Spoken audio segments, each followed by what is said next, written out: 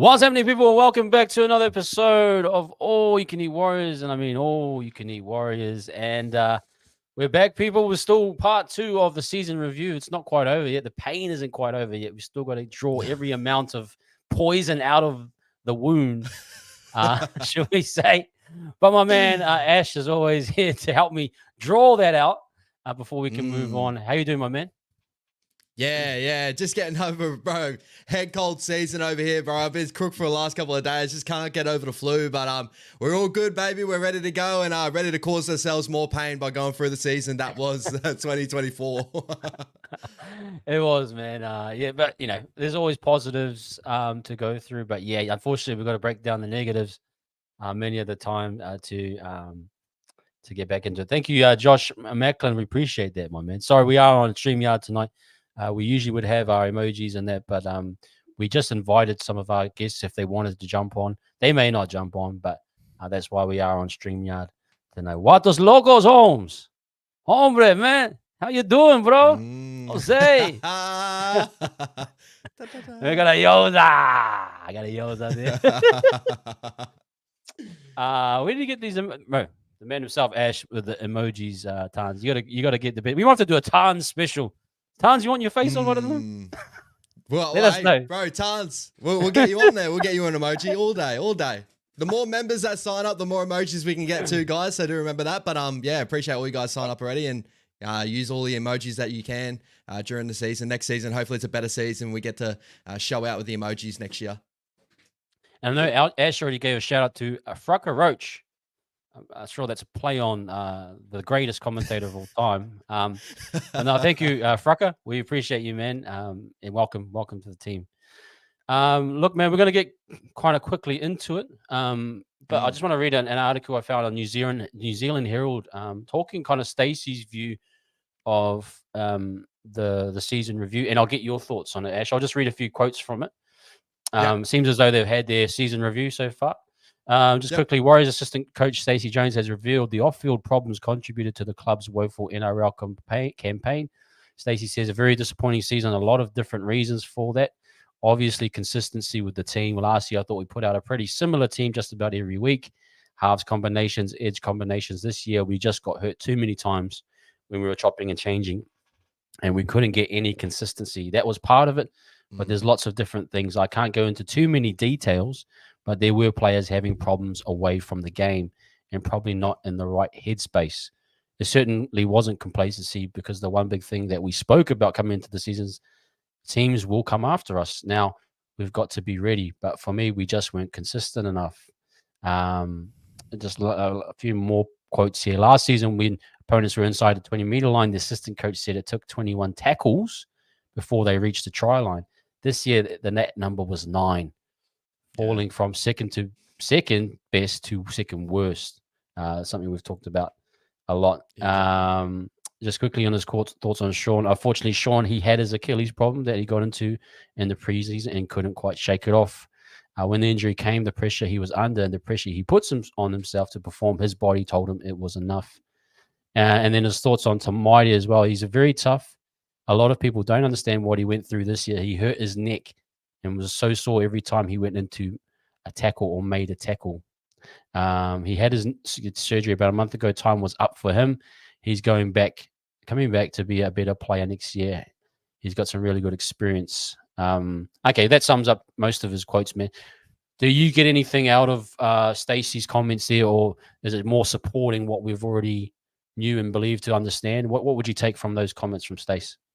Yeah, I'd say it's probably the latter, what you just said there. More supports a lot of the things that we kind of thought were bubbling under the surface as well. Like, we all knew as, like, fans, watching the game, it's tough to say, like, because a lot of other fans would call it excuses, but we had to deal with, like, a lot of injuries this year that we had to overcome, and I know a lot of other teams do better with that, but we are a team that are trying to grow our systems and find our identity, and having all these mix and matches in our lineup don't really help us when we're trying to grow to become the team that we want to go. But it wasn't just that I really hung on to. It was also all the stuff that goes on behind the scenes, and a lot of stuff that like a lot of fans don't know, because our club's actually fairly good at not putting a lot of stuff out to the media. That the media days, like the Tigers, right? If there's anything wrong with any Tigers players out there, it's all through the media. They get bashed, and it just, your club gets put in this full media cycle, where the Warriors don't really do that at the moment. A lot of our signings go under, they wait until the actual announcement. Like even our players don't even know. Like the James Fisher-Harris signing, they didn't even know until like it was announced on the day. So it shows that we keep a lot of things in-house, but I know a lot of fans probably want to see more transparency of what's going on, why the team plays the way they do, because obviously we're so invested in our side.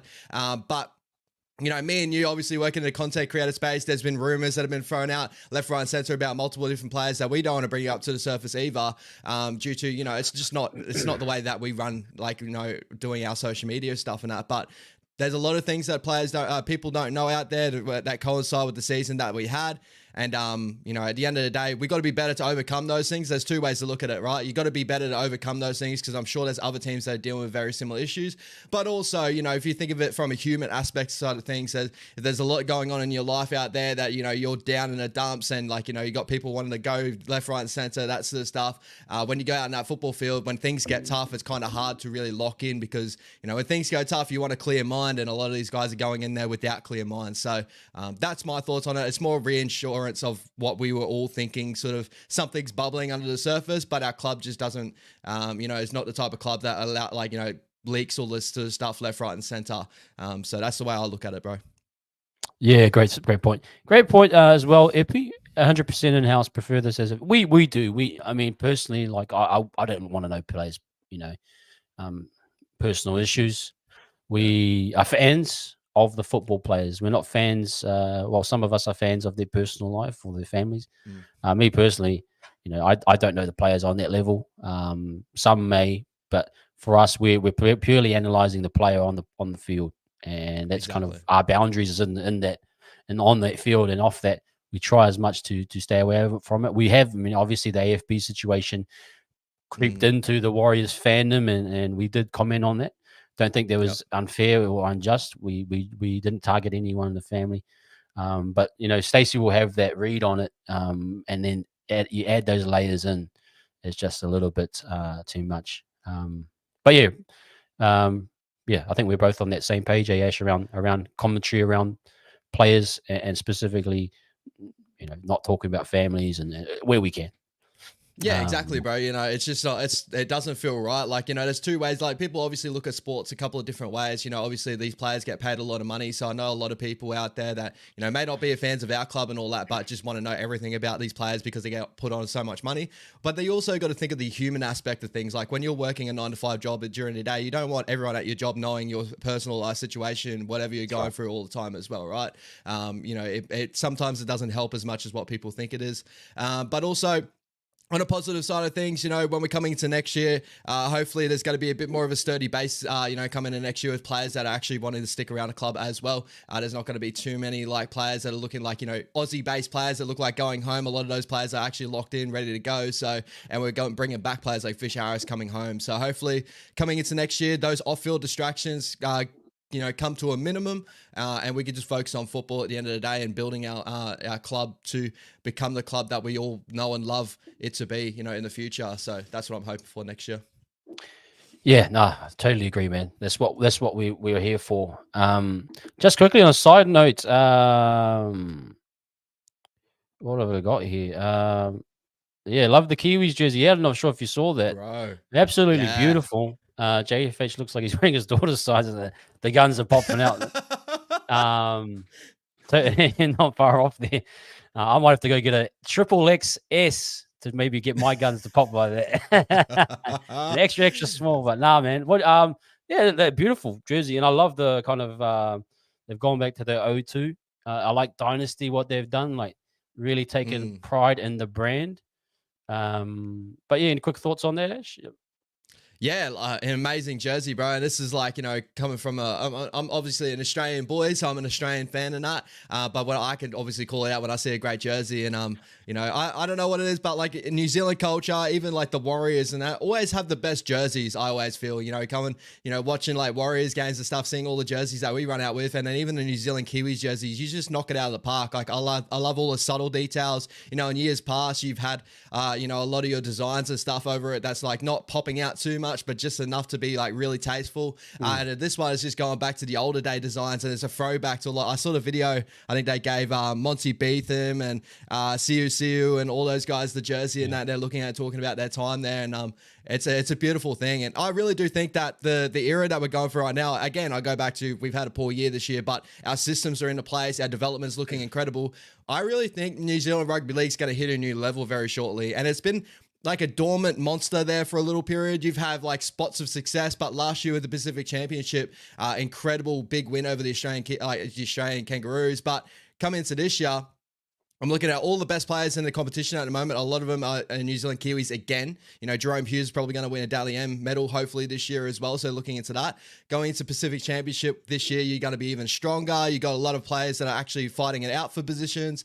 So much so that RTS has pledged for Saint-Mont, and I don't think that limits your side at all. I still think you've probably got the strongest side, up there with us coming to Pacific Championship. So just incredible jersey, incredible journey, and New Zealand Rugby League is going to hit the forefront soon, and you guys are going to love it. Like I really can see it for the future being a massive, massive turn to being very positive to World Cup form, stuff like that, which hopefully international football takes the forefront away from State of Origin. That's coming from an Aussie fan. I love State of Origin and that. I'll always love State of Origin, but I just know that, like I think everyone else knows, that international football is where we can become a world game, and that's where we can get more people in and excited for our football. That's what I'm excited for, and Barack for Aussies. But yeah, you guys got to look incredible in that jersey though, bro. Like far, you got to get that one.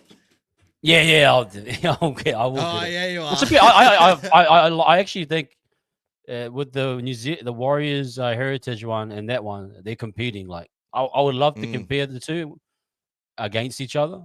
I think this jersey actually beats the Warriors home jersey, just the normal one. The collar just always, it gives you just such throwback things. But for me, it's like, oh man, the Kangaroos, bro, they got to really step up their game. Like the Kangaroos are they're literally the All Blacks of rugby league. But I would love to see them do something similar, a collar or something really that takes you back to the golden game. I mean, it's golden era every year for the Kangaroos, but like that the Lockyer era, like something like that would be mean too, to see them get some real, like, let's call it what it is, man. They are the All Blacks equivalent of rugby league, and they deserve. Well, they should be represented much better than what the NRL currently do with them. Would love to see them get a iconic jersey. I mean, there's heaps of different Kangaroos jerseys. I'm trying to think of which is a really good one.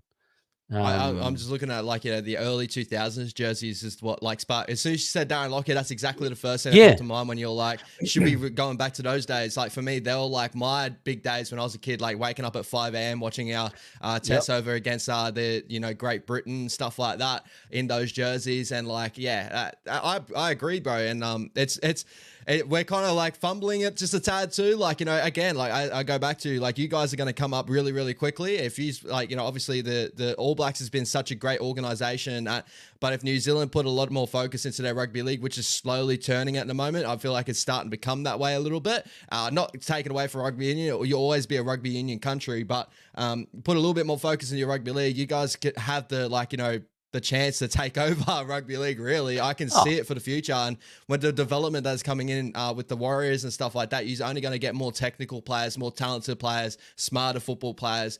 And that's what's worrying as an Aussie fan, but also it's great as an Aussie fan because we have to elevate our game, because this is the game that we prefer over here in Australia. We don't care about union as much as what the Kiwis obviously care about rugby union. So we should step up in those aspects, and also it should show out on your jersey, show out on your pride and that sort of sense. Yeah. I wish that we did more of that in Australia, in my opinion.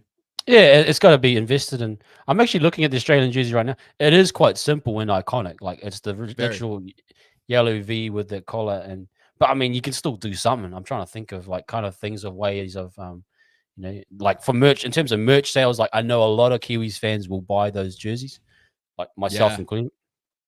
I mean, I like the normal ones without the collar, but for something that just pops out.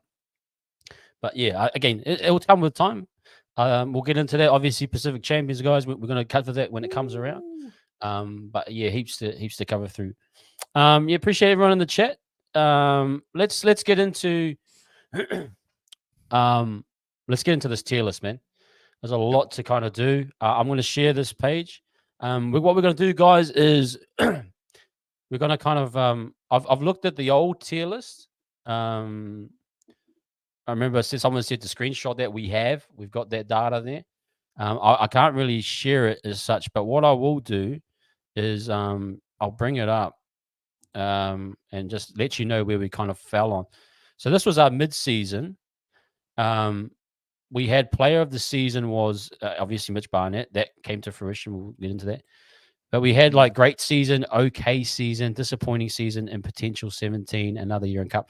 I've expanded it. We'll see them shortly, but I've got heaps of different options. To really break down into where they fit. And maybe it'll be very different to what we initially had for the mid-season. And we'll follow you guys in the chat as well, guys. If you got things that stand out, add your points in as well.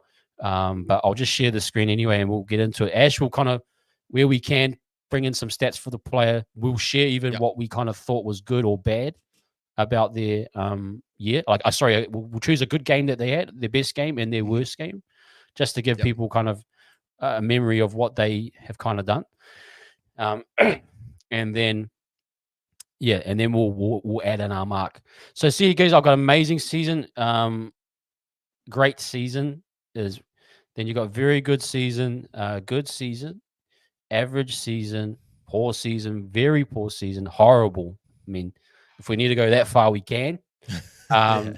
Top 17. These are more for the cup guys. Top 17, top 18 to 23, top 24 to 30, and then another year in cup. Okay, so we're going to add some of the cup guys in where we can, but we'll also, we'll try and arrange it where we think it is. Okay, my man. So, should we start? Let's maybe do it categorically. We'll go from fullbacks.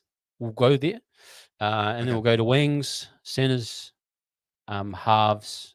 Work our way up. How does that sound? Beautiful, bro. Sounds great. Cool. Okay, let's start with CNK. I think obviously it's been a really tough season for him, physically, injuries wise, and pretty much, it's going to be a tricky one for him. We'll try our best, but he's either in the average season or he's definitely maybe in the poor season for me. Very poor. It's I think I want to try and evaluate them on this year. I know you can probably bring in the previous years to kind of take points off them or add points to them. What are you thinking there in terms of CNK? My thoughts on CNK, you've obviously hit the nail on the head. Like availability is possibly the best ability overall, and he's definitely had a season with injuries that have hampered that quite a bit this year. I do remember that obviously he had a hampered preseason coming to the season, so he had a limited time training with the squad. Then finally he found his way into the squad with that Rabbitohs game where we just knocked it out of the park. I would say statistically, he's still like upwards of one of the best fullbacks in the competition. Like he's top 3 in the competition for run meters on average. He's just about where Dylan Edwards and Keanu Keeney is. He's doing better per average than James Tedesco, some of your best fullbacks that you have there. Even Roger Tuivasa-Sheck on average, he's doing better than. So we're looking at a player that I feel like I would probably stick him in an average season because there's been moments, obviously, where I feel like his fitness has probably let him down just a tad, and I feel like it's due to his injury-riddled season. But statistically across the ballpark, I feel like he's actually had a fairly good season when we've seen him in that role. I think the only drawback that we had seen him, I think we only won about 3 or 4 games with him at fullback this year, and that's due to just a lot of mixing, matching, and just big moments. But I'll probably have him in average season, brother, for me. Yep. I think we've got to. It's going to be tricky with the injuries because, injuries kind of can knock some players' mark down a little bit. Yeah. So we'll try and use that fairly. Just quickly, best game and worst game for you for CNK this year? Yep. Best game, I would probably say it's either out of the Rabbitohs game or the Cowboys game. Looking back to that 42-12 game, it just knocked it out of the park statistically. Running for 256 meters. What was the game he ran for 350? I was yet to find that game. There was a game he ran for 350. I don't know if it was a Rabbitohs game when he first came back. He's 263 on NRL.com here. So those are the two games there. I'm probably going to sway towards the Rabbitohs game. I just remember him coming back, running for a ton of meters. It was the player that we all remember. We're like, all right, here we go. We're going to wind it up. So for me, that was probably his best game statistically. The Manly game, he ran for 341 meters, but we ended up with the draw. So I'm going to stick with his best game at the Rabbitohs game. Yeah. From memory, I thought he had a really big impact on the squad there. Obviously defensively, that first try was a really poor miss, but that due to shape breaking down that outside defensive shape. But other than that, attacking wise, third tackle runs, fourth tackle runs, building momentum for the middle. And then I remember us talking when we had PT.2 in that fullback role. The playmaking on that side just wasn't really happening as quickly as what we hoped it to due to preseason and that sort of stuff. When he came back in, it was kind of like everything flowed again. So that's his best game. Worst game, I would probably have around, he probably had one of his worst misses in that Dolphins game that I watched live. That was probably when a lot of the chat really came down on CNK and a lot of people saying that maybe we should start looking at different fullback options. So I'm probably going to say around that Dolphins game, even though statistically it wasn't too bad there attacking wise, but defensively letting that try, and that was a very poor moment. A couple of other poor moments off the back of that too. So I'll probably say around about that, bro, but I could be wrong there. There probably is a couple other games I'm forgetting. But yeah, that was definitely a poor game. Maybe the Titans game 6-6, but you can say that about our whole team for that game too. Yeah. So. His performances, and I see a lot of people in the chat, is it kind of ties in with the team, a lot of it. I think, you mentioned, his numbers were still held up pretty well. There were some games where he individually was poor. I can't remember which game it was, but he had a couple knock-ons and it just wasn't working. I felt defensively, I think we talked a lot about it, where he was going into the tackle a lot more than what he needed to.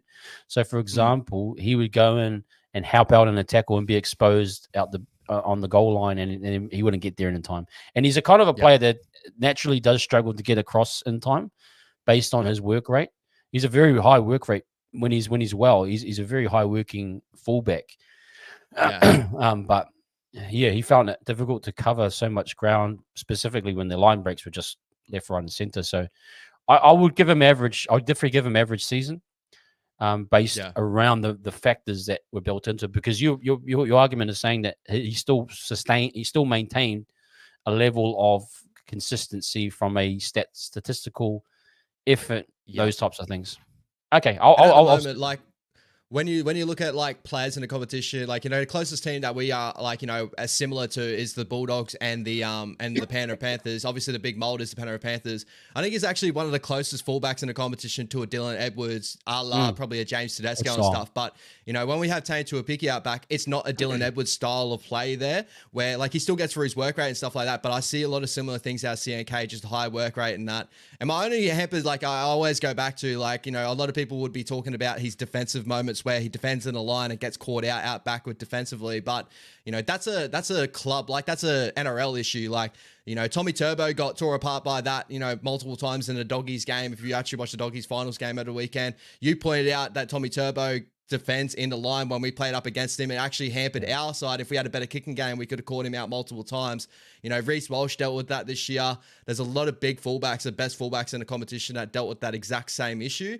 And I think that if he had a better fitness, preseason, stuff like that, that he could have fixed those issues. I do feel like he's coming to this season probably a little bit heavier. And I think he's even stated that too. I think he's come in over 100 kilos this season, feels thicker, feels stronger, but a hampered preseason injuries. That's why I have him at that average sort of look at the moment. Yep. Thank you very much, Don McClumfer. We appreciate you becoming a YouTube member, man. We love that. Welcome to the team, man. Appreciate you, bro. Thank you very much. Okay. Let's get into the next one is Tane. Let's go with Tane there. Yep. Really love this kid. I love the potential he's had. This is our second year with him. I felt he's had minor improvements over that course. I mean, I felt he's maintained a good level of performance. I'm not sure, obviously, with his cup performance, haven't watched that much, but when he has come in, he's been effective. The biggest knock probably has been his health. Obviously, he's had maybe 2 HIAs. Some issues around staying on the pitch. He is a smaller guy, but he's done well with his size, and he's been valuable. Weird. I probably have him in the good season range.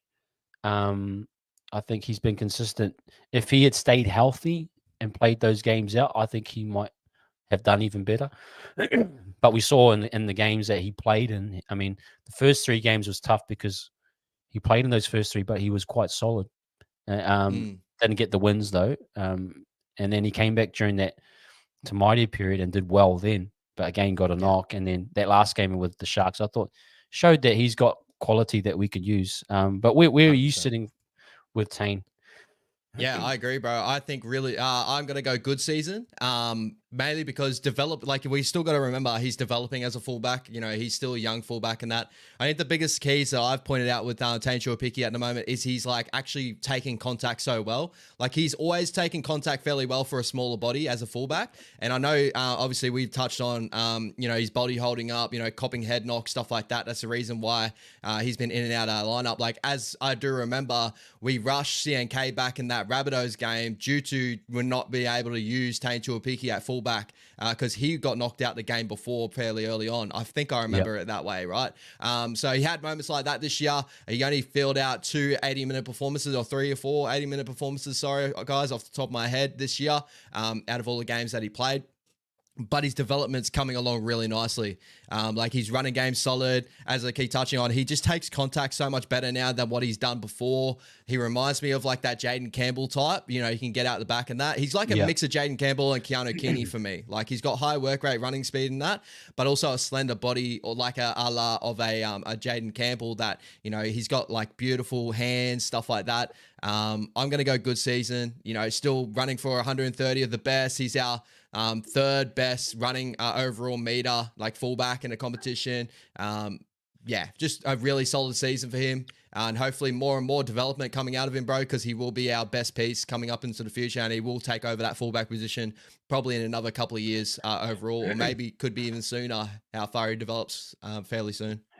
Yeah, very good. And a lot of you guys are saying very good. You probably could go up in there. I think when you add in his cup form, a lot of people were saying with the cup form, he maybe goes up into very good. Yeah, I'll probably stick him more, keep him a good season based on his first grade performances, because I think he's sitting in that, like he's going to get more opportunities. But he could be very good if you add in the cup. But I think we will just stick mainly with his first grade performances. As for a lot of these guys, I mean, it's going to be tricky once we get to guys that have only had one game. It's hard to evaluate. Exactly. Great point, Mo. Can kick goals. Yep. No, great. That Penrith game, he nailed that one, which was, no, absolutely. Totally. And going off his best and worst game, bro, like, Penrith was probably his best game. I felt like this year it was his standing out game. I think that's where we started to notice him. That Sharkies game was really good. His worst game, I'm pretty sure he only played like 8 minutes in one of his games. Yeah, I think it was the Raiders game that he came, the last Raiders game of the season. He started off at fullback, only stayed on for 8 minutes. We didn't get to see him. But performance-based, I don't remember him having too bad of a poor game, to be honest, right? Like, I don't remember him having an absolute shocker. Not a howler. He hasn't had a howler. He's been safe, actually. He had that one game where they were kicking to the sideline and he kind of couldn't take care of it. But most of his carries have been good. What was the game where they kicked to the sideline? He dropped it a few times. Was it the Melbourne game? I can't remember. He's had his moments. He's had some like minor moments where he's, But overall, I think we're good with that. Good little piece. Yep. Okay, let's get into wingers. Let's go with Dallin. We'll go to the right side. Now, we had him in great season. Under that formula, like, again, the tier list that we had, I didn't quite flesh it out enough to where we could actually get a good... He said in the great season, we'll probably have to with more options now. Yep. We'll probably give him a bit more structure. Me, actually, I'll go for you. Where do you kind of Yep. had him, and then I'll come and jump my thoughts in. See, I would probably, I don't want to keep stacking tier lists up and all that, but I'll probably have him in good season overall. I think that he hasn't been really, really poor as what probably a lot of people have like started to point out, saying like, his defensive reads, stuff like that. Because some of his defensive reads are correct. It just doesn't come off the way it usually does, but some of them can be very poor. But ending the season, 12th in tries in a team that he's 12th overall in tries of 15 tries a season. That's very similar to Will Warbricks and stuff like that. That's right at their range. Obviously Cam Pereira with 24, a very good season for him. But on a non-preferred side, as we do remember, like we started off that being our preferred side, but he didn't actually score a lot of tries off the back of that pace because our side was very underperforming. And then when Tamade Martin came into our side, we started attacking that left side really hard, and Dallin was catching a cold out in that wing. He was barely getting any sort of ball down that edge as well. Yep. And he still averaged out 15 tries, still upwards of really good run meters. His work rate out of the back end is always very, very good. 133 run meters per game. It's upwards of one of the best wingers in the competition as well. We're looking at around about where the Will Warbricks in the range and Murray Taulungis of the world are. So I'm going to go good season. You could probably argue average season as well. I wouldn't have him very good or anything at the moment, just overall, sample size, what we're seeing. Yeah, I got him in good season as well. We had him in great. Again, guys, we kind of didn't have enough, tier lists to... Actually, didn't really realize you could make all these different... You could go like heaps. It's unreal, eh? You can make almost 100 of these levels. But yeah... Good season. He was, in a weird way, a small shining light amongst a really dark, what's my analogy, skyline. He was like, he had some good individual moments. There was some, it's been difficult. He wasn't, again, Montoya technically got probably more ball than him overall this season because the left side became more of a focus. But he was still clinical in his finishing. Like his finishing didn't really drop off, for my opinion, when he got his opportunities. It was really strong carries. I think he's been really good at that. Fits the Webster mold of a strong carrying. My only gripe with him was his blimmin'. I just get a bit over there, bro. I just can't do that for too long. You can do it maybe once or twice, but you can't do it every game. I just get a bit...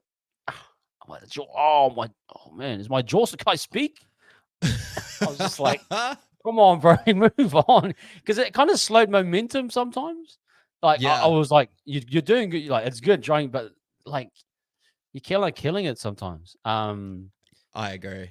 But yeah, I think in a weird way he was kind of in moments he had some really brilliant moments. Trying to think of best game for him. I was probably going to say early on the Melbourne game, even though the highlight at the end of the game ended up happening on him. People do forget he scored 2 beautiful tries down that edge in that game, and the work rate out of the back end was incredible, I thought. Other games I can really pick out of the top of my head. I thought he was really solid in a Dolphins game, playing at fullback, just a makeshift fullback. That was a great game. Multiple times, had a great game there. The early Raiders game where he set up Luke Metcalf for his try of the season too, cutting back against the grain. Great moments. But I would probably say that Melbourne Storm game. Or you could argue that Dolphins game where he played fullback. But I could quite easily pull out a game that he had his probably poorest game. You would probably agree. What would you sort of say his poorest game was? I can't think. Can you remind me? I'm trying to think of the Gold Coast Titans. The first Gold Coast Titans Anzac Day. That was Rocco didn't have his best game in that one, but Dallin was jumping at shadows out there too. So probably his poorest game there. But move on. Yep. No, fair enough. Okay, let's go to our man Montoya. Kind of hit, a little bit tricky for him too. What was his production numbers? I'm sure his production numbers would be similar. But he's actually had probably more tries or close to more tries, I'd say, this season. He has been a little bit more productive with his finishing. I would say he's probably hasn't jammed in as much this year as he did last year. He's actually sat back and given Pompey the freedom to like tackle his man. Pompey hasn't has struggled to do that, but he hasn't really. That side has been more so. I'll sit back. I'll mark my man. Yep. I'll let you Pompey make the call, and unfortunately, that's probably been tough at times. But I respect people. I respect wingers that can stick to that principle. He did have Yep. a rough patch. The Melbourne Storm, Sinbin was probably one I was really disappointed in. Yeah. I don't think he's had I'm trying to think if he's had as many errors as he has last year. Last year he had just some big major moments that he kind of didn't deal. But then there were some good games this year. I would have him in the good season, but then again, could be average. Where are you sitting with him? I'm probably going to put him as average, Yep. you know, and it's probably average to poor. Like, I think that his average of run meters have dipped just a tad this season. He's still Okay, upwards yeah. of there. Like, you know, on average, he runs for about 114 run meters. You know, obviously Dell's up at that 133, and Roger is another one that we have on that winger position, gets up to, you know, as we know of Rog, he can get upwards of like 250 if he needs to, but 165 is his average overall. Error rate, here's our, you know, for our overall side, I've just quickly checked in. He is our third worst contributor to errors at the moment. Dallin's actually second, so he's actually better than Dall in that sort of range that we do forget. But Dall gets through a lot more of a work rate as we've seen this season. But as an overall winger, like he's still not like, you know, we're looking at Jason Saabs or Tommy Talau. You know, AKP's upwards of like, I think it's the fifth worst winger in the competition for errors with 27 errors this season, where Monty's only had 16 errors overall. So I would say average. I'm going to say ballpark average. We do remember, obviously, he got dropped in that Knights game, after that Knights game for the Roosters game, right? And then, you know, just poor moments this season, but he's had some good moments too. So I'll say average if we average it out over the whole season. Yeah, and probably had an amazing season with podcast. He had an unreal. Podcast is so funny, man. Him and his wife, man, they are hilarious. Well, I'm very interested to see, obviously, with all the rumors of him maybe moving on to the Tigers. Like, you know, apparently the club gave him, you know, the ability to go search as well, too. So that shows that, like, maybe he is looking to come back to Australia, which is weird because I heard a lot of things that he was settled down fairly well in New Zealand. But, you know, with obviously his missus, I think she's working for a radio station over there, too, right? You guys would probably know a lot better than me. But overall, you know, he's had some positive notes, like, you know, some of the best games that I've probably seen out of him this season. I'm thinking on the top of my head. It's poor. I'd say the poorest game I've seen out of him this year would probably have to be around that Knights game where he ended up getting dropped after it. You know, there's a couple of bad moments in those ones. That Sharks game from memory too, the first game of the season. But yeah, best game. I can't really pick a best game off the top of my head. I don't think he's had a shining light game. Maybe the Panthers game, obviously, you know, he's scoring the try in the corner, that sort of thing. He had a couple of moments like that, but yeah, I can't really think of the best game he's had this season. No, fair enough. Absolutely. Let's get into who else we got here. Let's just wrap up wingers. I suppose Kossi. Yep. How many games did he play this year? Probably maybe 5, 6. Yep, you hit the nail on the head. 5. He played 5 first grade games this season. Okay, so in those performances, he's been poor. Now I'm not sure what his cup form is. I probably would, because he's played a few games. You probably want to add that in, but in terms of his NRL thing, he's been poor. Errors. You know,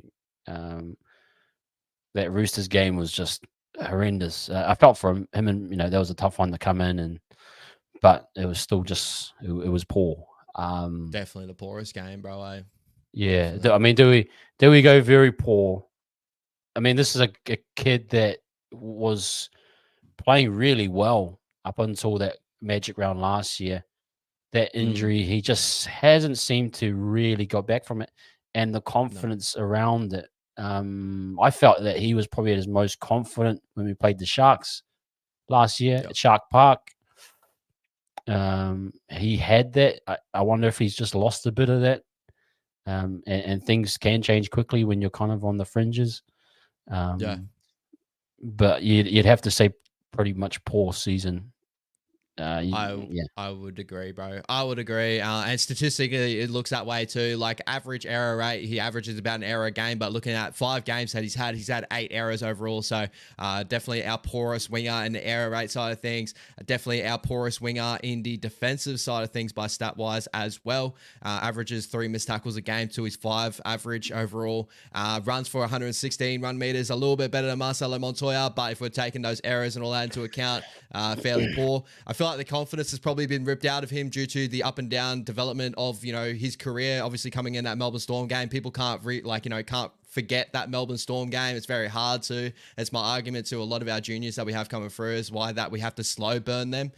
Is due to, you don't want to label these guys. And unfortunately, I think Gossie's been labeled with that. And I don't think he's been able to change that sort of view set on Ed Gossie at the moment. A lot of people obviously wanting to switch his positions. They want to figure out if there's a way to keep him around. But at the moment, I just can't see him being, a full-time first grader. I think it'll always be a toiler that, New South Wales Cup will jump up in the first grade if we have injury problems. But even then, I don't really see it. But the one positive I want to give to Ed Costa before we jump off him, I felt like he had some of his better games towards the end of the season when he was in the lineup. That Dolphins game, he started to actually get those tries off the kicks. Like he was actually getting up there fairly well athletically. He's still athletically strong. He can get up there, come down with the kick.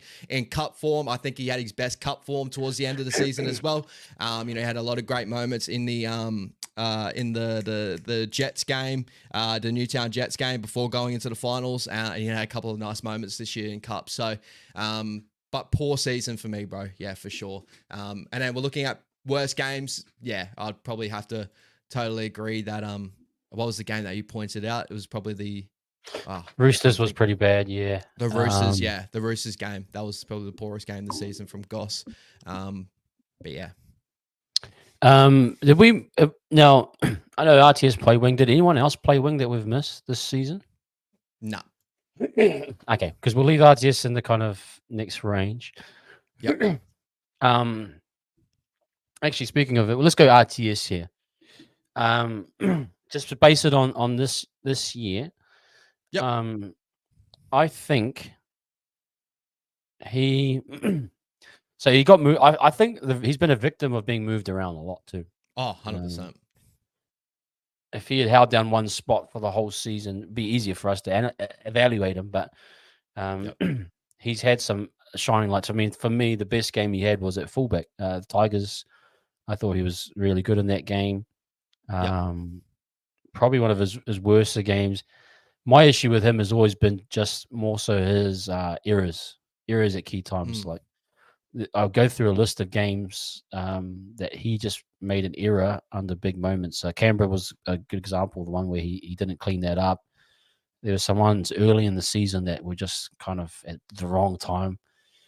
Yep. But at the same time, he's been pretty sound for me in most areas. Hasn't been effective in terms of the center role producing. Maybe a victim a little bit of the system. Maybe a victim of himself, and just not fitting that mold naturally. But you got to give him a little bit of credit when he's had to fill in. He has been good in fullback. He's been okay in the wing. I want to try and avoid the going from RTS of old to now. I want to evaluate him just as a player. His name's Roger Tuivasa-Sheck. He's come in to play for us this season. Take the expectation out of it. Remember, we talked about that. And what is your evaluation of where he sits on the rankings this season? I think that individually as a player, he's at an average to good season. Like, if we take away RTS's name, his stature, like what he's done before the game, we had very high expectations, right? And, we've seen glimpses of it. We've seen moments of it. I would even say like his best game at center, I thought that Broncos game against the Warriors where Tomato Martin, that grubber in behind that he had for him there defensively, he was so sound at edge. And it did look like he preferred to play on the right side than he did playing on the left side at that center position. I think he had a lot of good moments in that game.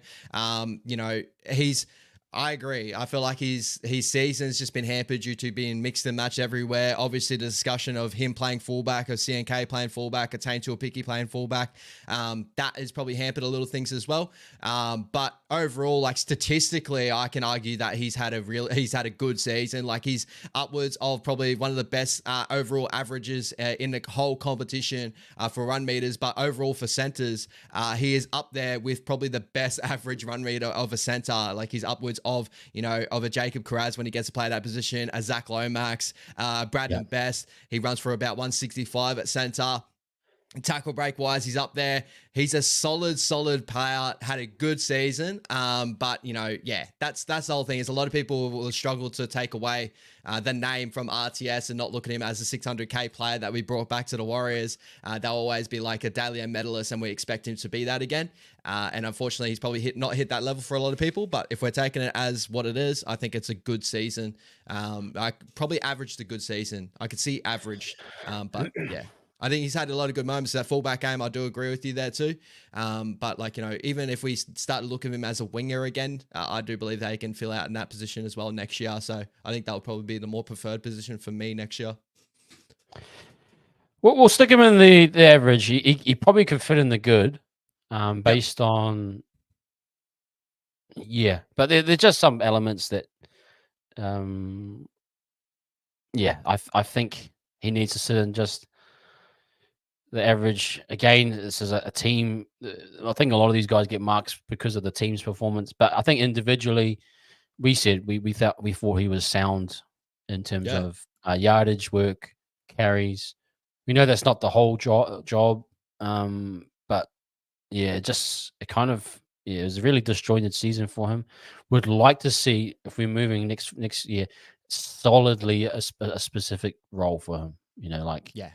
You're on the wing, mate. This is what you're going to be doing the whole year, and I think with Marcelo looking at maybe leaving, that probably opens up that look for him there as well. And plus the emergence of Ali Leotoa later on in the season, I do believe that's probably the way we're going to go. And the best way to really look at it too is, individually, I think we can all say that he's had a good season. Statistically, he's had a good season. I think the team just had an average season to not get the best out of RTS as well. So we could look at it that way as well. I would say that error rate has probably come up a little bit. He has been a little bit less safer under the high ball, as we've seen in a couple of seasons of past. But he's always had those odd ones sometimes. But yeah, I'd probably say average, and expecting that if you asked him himself, he probably would have said, he had a poor to average season. I saw Tans point that out before, and I totally agree. So we'll have to see what next season brings, but average seems to be where we should be at. Okay, let's go with Pompey. Pomps. I'm pretty much going to give Pomps into the either good or very good.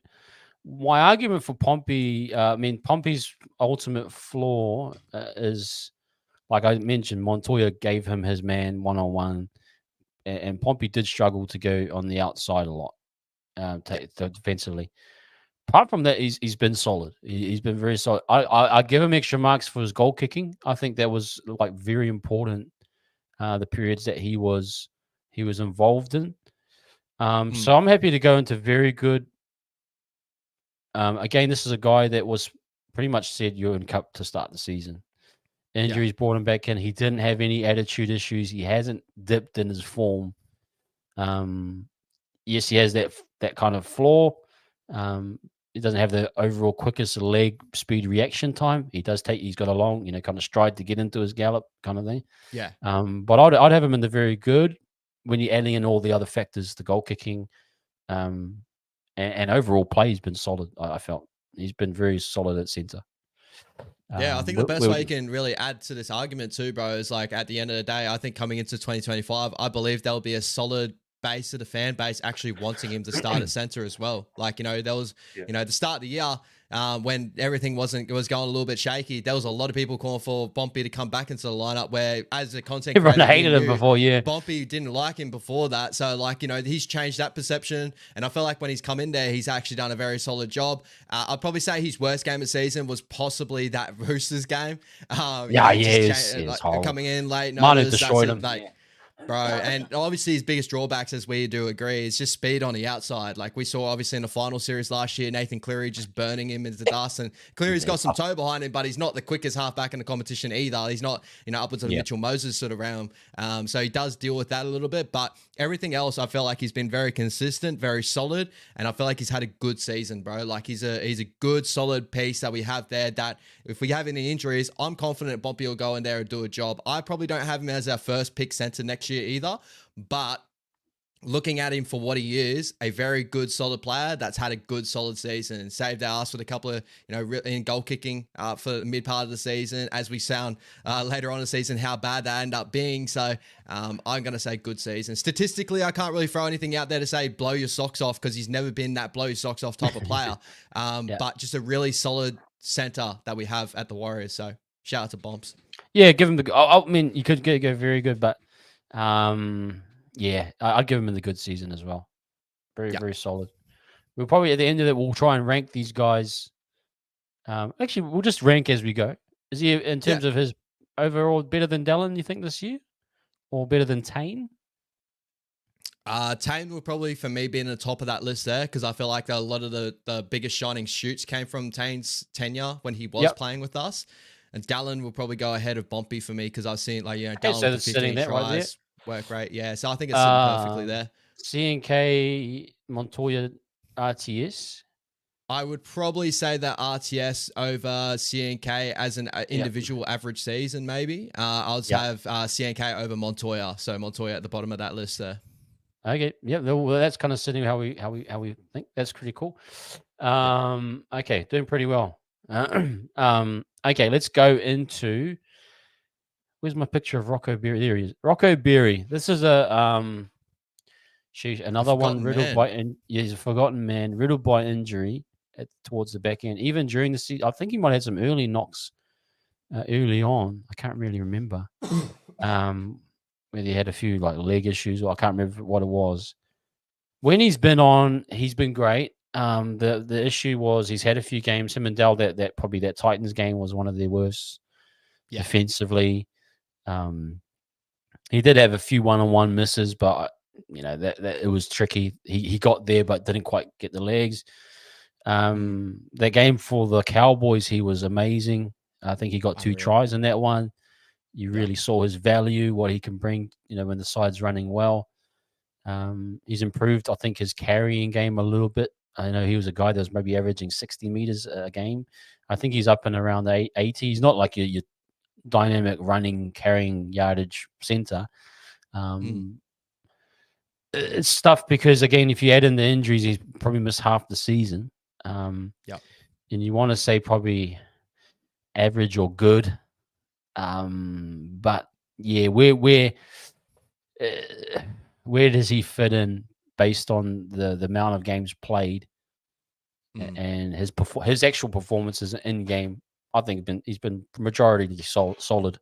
I can't really fault him for anything massive.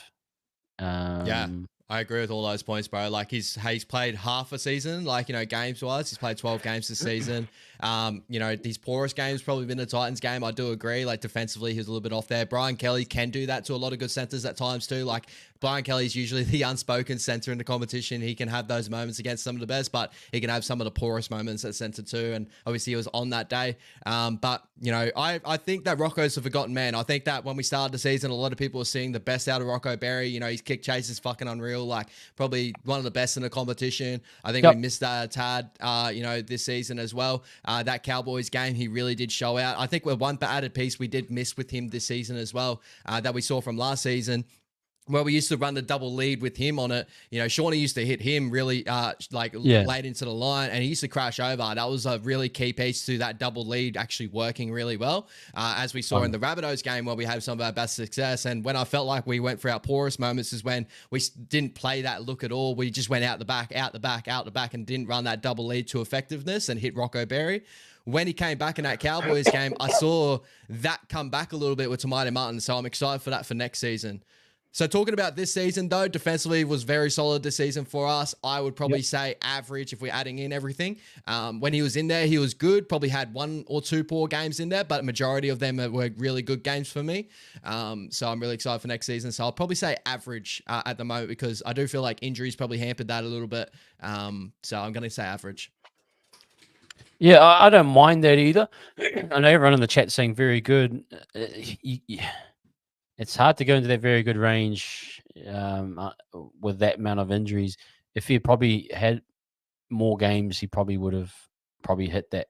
And I totally agree with you. As a man that was sorely missed.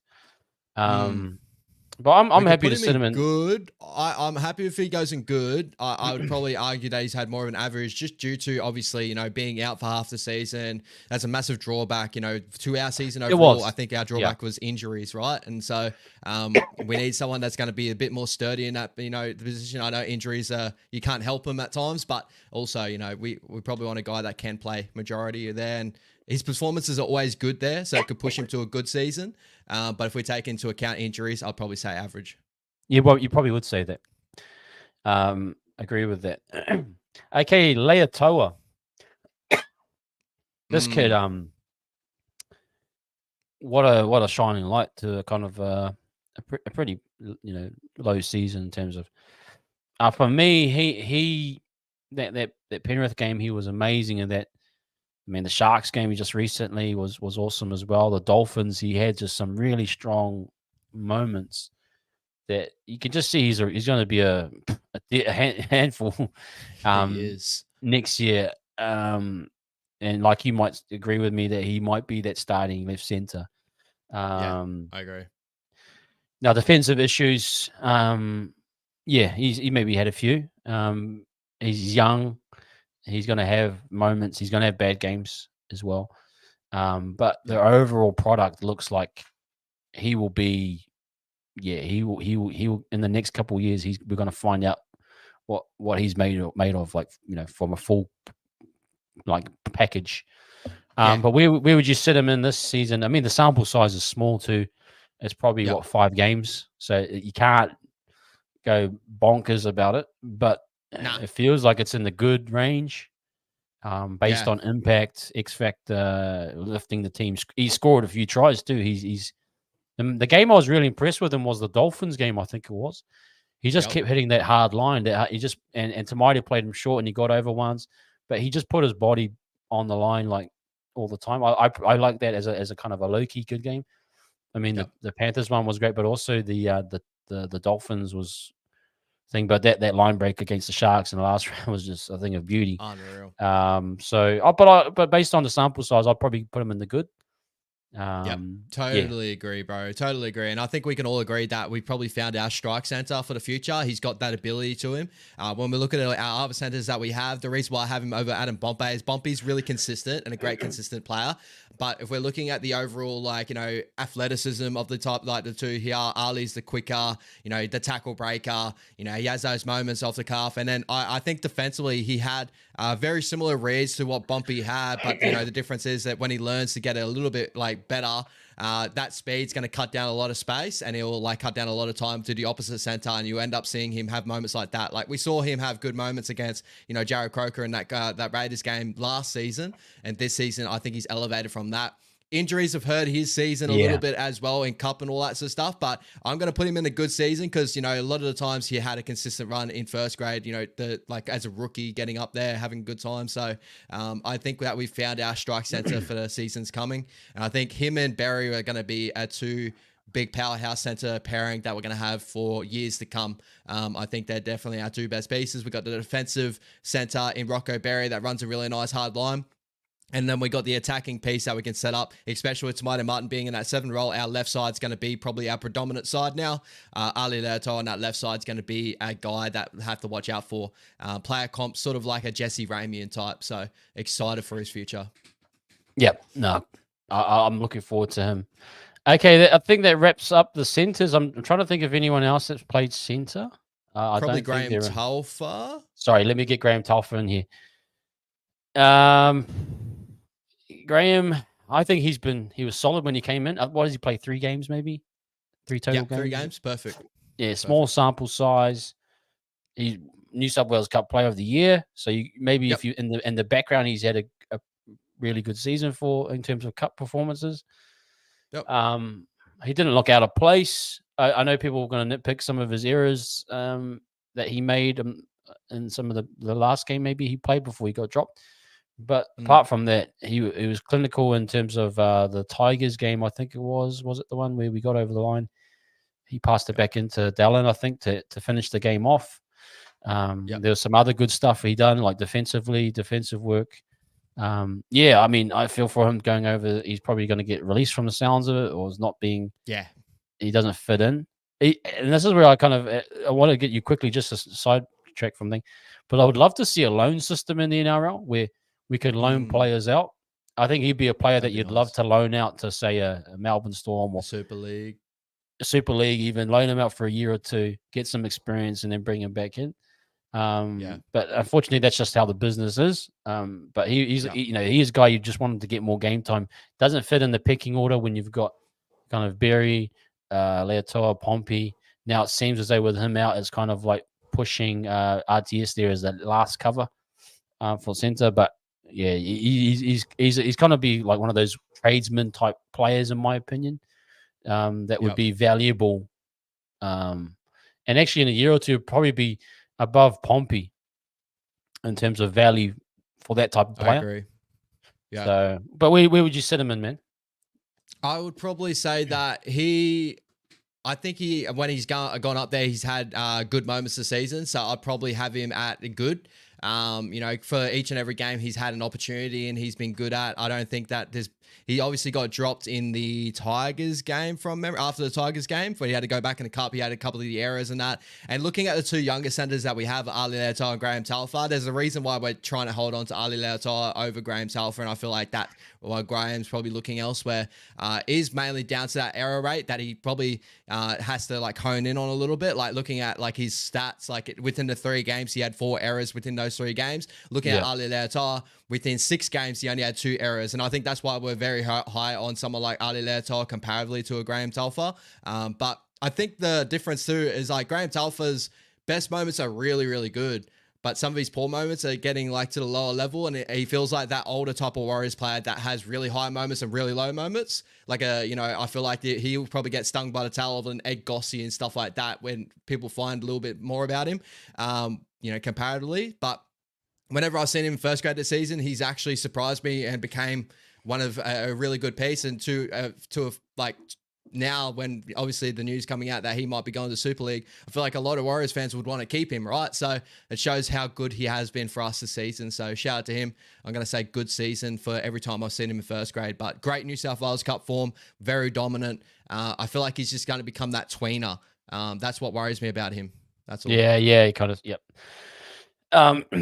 Okay, let's go into the halves. Yep. Let's start the main man, Sean Johnson. We just read that article, Stacey giving a bit of context. But I want to try to keep it on the field as much as we can. Yep. It definitely sits in the poor season. If you add in standards, the role that he's had to play, it's and it comes back to the model, which has been Sean has been relied upon in the model that he's played in to be the key man to kind of almost like 80-20, where he's the main focal point directing the attack, and that supporting half is literally a support person. And in that model, I think he's underperformed. Had some really poor moments. Defensively has been really found it difficult. So you may go into the very poor season if you really want to be. Horrible season, nah. I don't think it needs to go into that level. Definitely in the poor. But where are you sitting based on I suppose, the performances on the field. Yes, you can take Yep. into the Achilles into account. Yep. So what's your read on that, man? Yeah, bro. I'll probably have him average to poor, and I'll probably more so stick him into poor because I felt like he had a fairly all right start to the season. Like he was upwards of the top, kick meter Yep. halfback in the competition. Had some good moments in a kicking boot. That we had moments this year that we probably needed a little bit more out of. But when it came to wins and losses, obviously, he couldn't get over the top of teams as well. Comparatively to the other options that we end up having. Injuries have probably hampered his season. He ended up on a high note, which is great to see in that. But I would probably say, for SJ, that's definitely been a poor season. I definitely think he would agree as well. So we're going to go poor season for SJ, bro. I think best games you could probably look at like the Rabbitohs game or the last game of the season and the Sharks game where he just kind of let it all go and just did. And then poor games and stuff. I'll go back. I think for me, one of the poorest games, and it probably wouldn't be statistically and all that, but probably would have been a Knights game because that was probably the most frustrated I've been at with the way that our game plan was run. Like we usually, we have got a bit more of a conservative game plan, but it usually keeps us in. Where in that game, the reigning game against the Newcastle Knights, it was just a frustrating watch, and it's where a halfback should have stood up, especially in the wet. And I just felt like, it just nothing was going our way. But definitely, poor season for me. And obviously, we love SJ, but injury definitely didn't help him at all this year. Yeah, and it wasn't like it was like off the cliff poor, like bad. Like kicking numbers will still be pretty solid. He might have had maybe one Unreal. bad defensive read. Yep. But that Knights game pretty much summed up like it just it was very like we had Through the motions. through the motions. It was like kind of a through the motions vibe to it. And that's kind of how it eventually ended up being. But apart from that, okay, man, let's go. We'll go with Tamati just to get kind of compare the two. It's kind of weird because if I'm being critical of Tamati, there was some pretty bad kicking moments. Definitely one of his poor areas. So the short kicking game, I've been absolutely blown apart by the variety he has. Yardage kicking, you could say, there was some moments. There was definitely some moments in games that he kind of lost his way a bit, him and CHT, but particularly him. But also, I think he was just rock solid defensively. That's the area I was really impressed with him. That defensive kind of energy, resilience, to be able to perform. I mean, you could add in his injury with the neck situation. I'm actually going to sit in the good range as well. I think he kind of fits in there. But you could say very good, but if he maybe had got those wins over the line, the Bulldogs, one of those wins, you might put him in the very good. But I'm actually happy to see him in good season overall. You add in even maybe his 5/8 games with SJ where you do take a few points off, but I think there was more of a coaching. The one where he was kind of the half, and then SJ was a 5/8. That was kind of a coaching era, in my opinion. So, but where do you sit him in, bro? I'd go very good. And that's mainly come down to the stats that he has like a 60% win rate with the side that we had this year. That was mainly stripped back due to injury when we chucked him in there. He made, obviously our losses under him only came to 1-score games, right? Like our average win-loss ratio, like if we lost that game, our average loss was about 1.6 points on average. So, we were in every game that he was in. And then those games that we won, we had some of our best performances under Tamati Martin as well. I think the Cowboys game was unreal for him. He had that Broncos game that he was just wheeling and dealing. Ended off the season with 22 try assists on foxleague.com. NRL.com have him down for 16. In both areas, he's a top 7 in NRL.com for stats there and try assists. He's actually a top 5 halfback in the competition right now for try assists, and he only played 16 games overall. And majority of those 16 games, he was playing at 6 too. So a lot of those try assists came when he actually played at 7. I'm excited for him next year. I felt like the side actually looked really good under his tutelage. I think the obvious drawback is his long kicking game.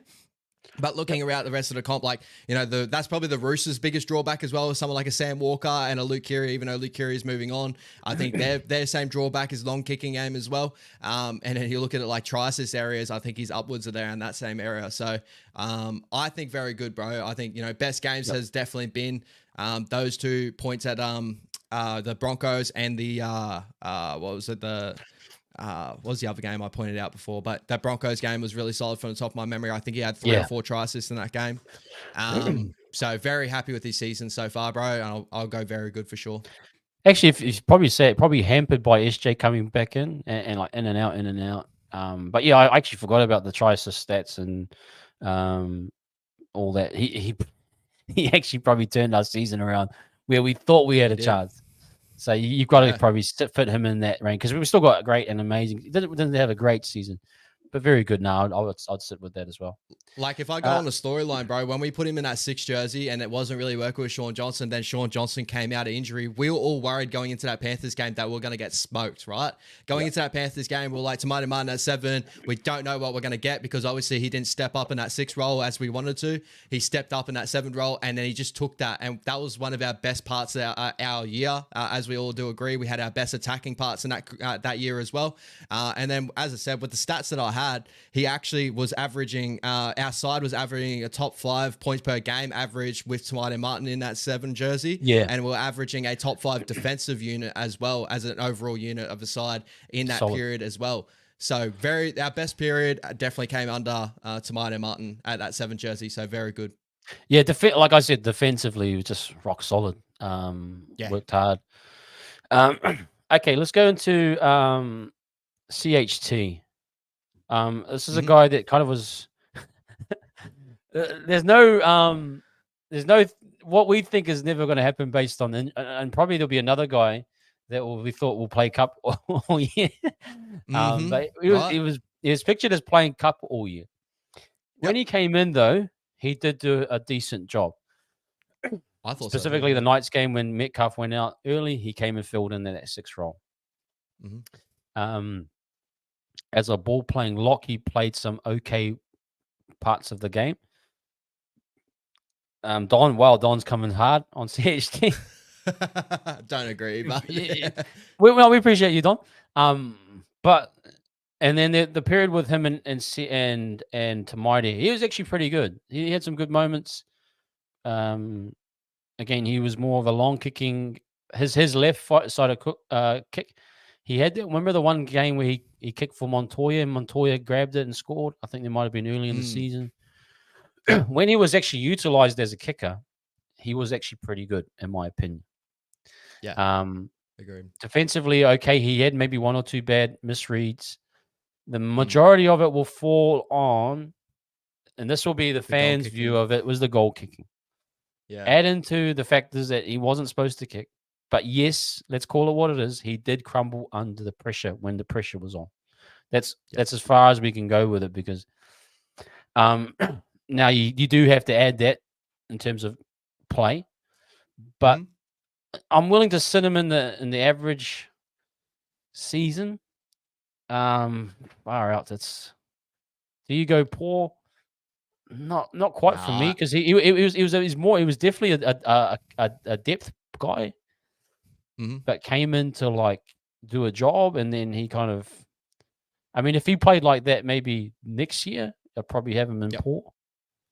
But based on kind of his role and that, he actually had some good moments. Like the game against the Dolphins, he played really well. There were some really good games where he like was very influential, impactful. But that thing, the goal kicking probably got into his head, and he probably needs to start fresh. Like coming into next season. And really shouldn't be asked to be goal kicking. Let's just call it what it is. Just save him the pain. Unless he's like he gets a psychologist and he fixes all of that. Yeah, that's my kind of thought on it. Yeah, I'm definitely going average, bro. I think that I could argue good as in the fact of everything outside of the goal kicking and the field goals, and probably a little bit of the place kicking in moments too, because I felt like when we had Tomato Martin and Chanel Harris-Tavita, a couple of the poor kicking options actually came from Chanel as well. I think that Doggies game, he gave away a couple of big 6-tackle sets from 2 deeper kicks. You know, that Montoya one where he looked down the edge and kicked it to the side. Monty wasn't even ready. He was hampered with injury. Like, you know, as a 6, he probably needs to know that. But all the other parts of his game defensively, I thought he was really solid for us. Probably only had 1 or 2 poor games defensively. The Eels game was probably the one that comes to memory for me. But like running game has always been good. You know, he always popped up with some really nice moments. That Dolphins game, the 2-step to Sifakula's try, that was really good to see. I'm going to say like good in that aspect, but the goal kicking, those sort of moments probably dropping down to an average season overall, because that will be the thing that the fans will actually stick onto, and that's what they look at. They're going to label him now, unfortunately. So I'm going to say average season. But if you actually take into account too, as you did touch on before, coming back to first grade, had a full year off. We thought it was going to be a cup year for him. We didn't think we were ever going to see him in that first grade squad unless big injuries happened, and it did. And then it's taken that to effect. I actually thought he had a good season for that.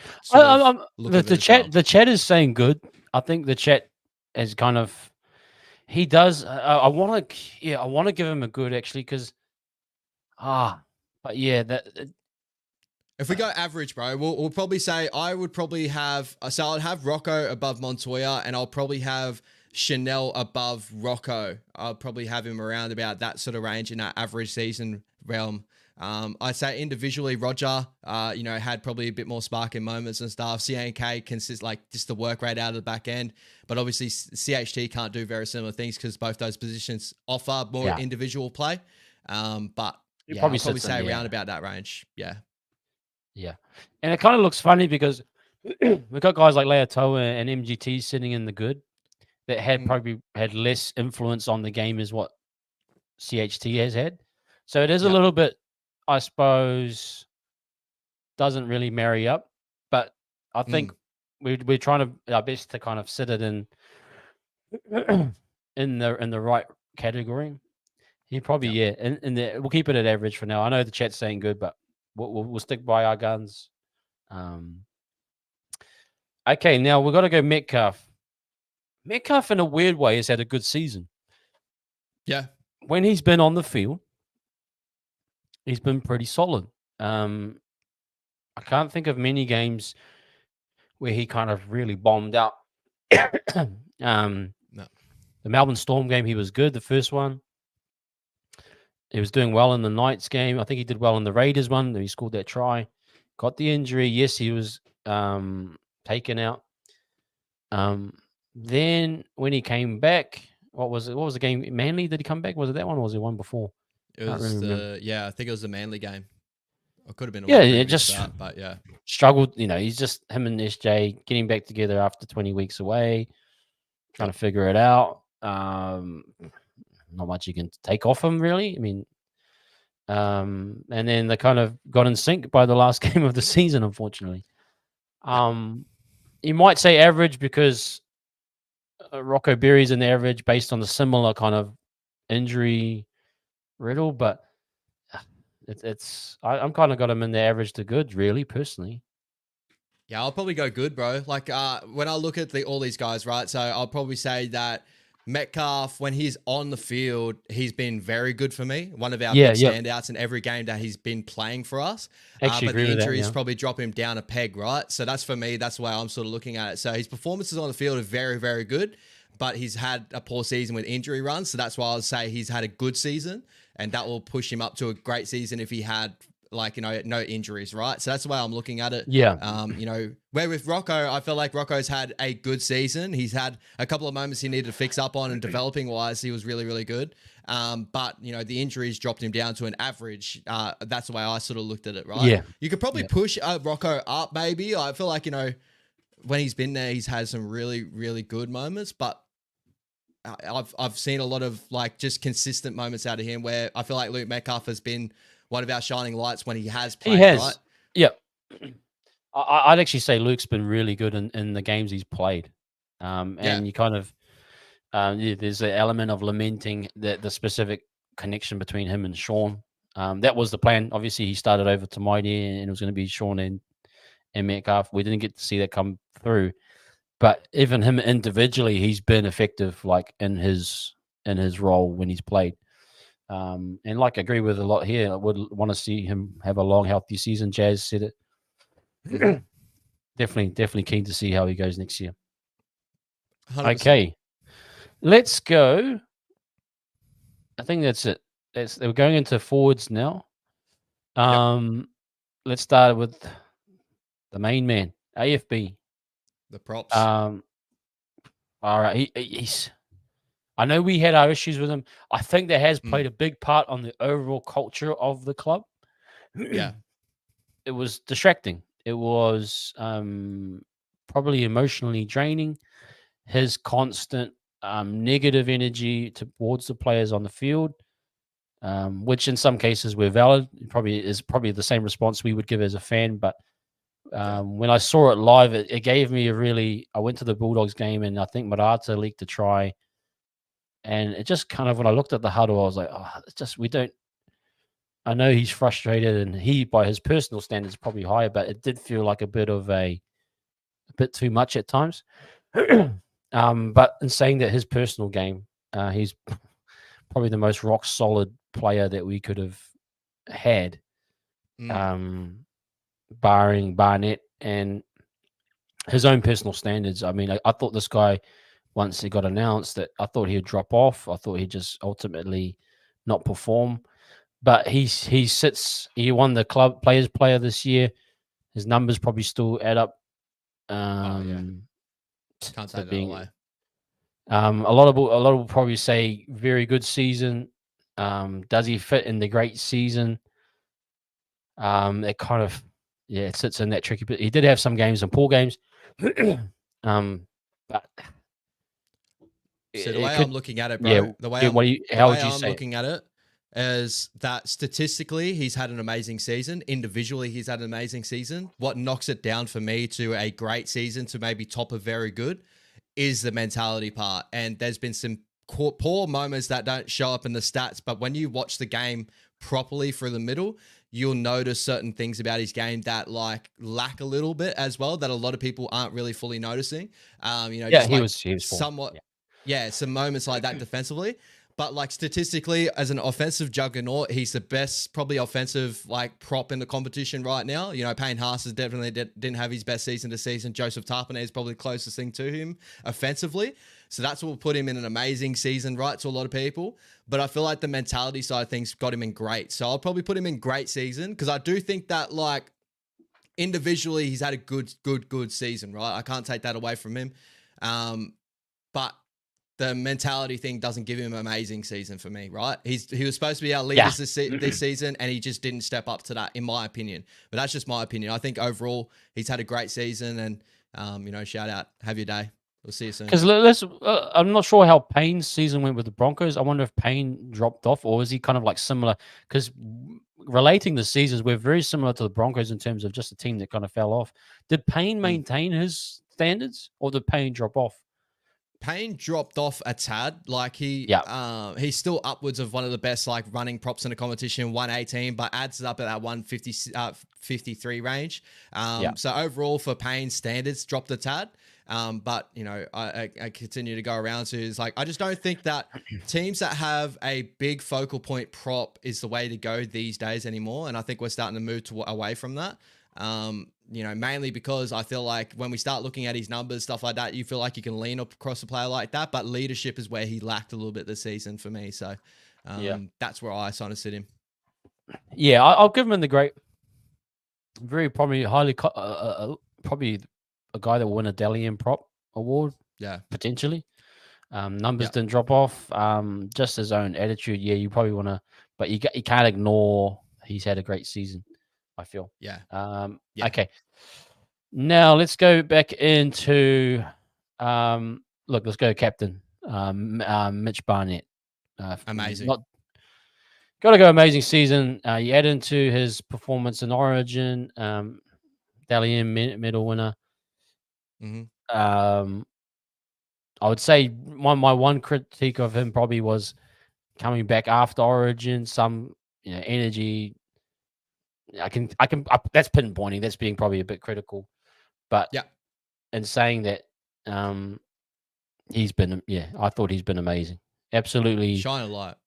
just exemplified everything that we value about being a warrior, a true warrior. Yeah. And I give him in that range. So I mean that's pretty cut and dry. Anything else you want to add into that one? Nah, honestly, bro, he's been our big shining light this season. I feel like he's like lights and they had the best season out of any warrior this season for me.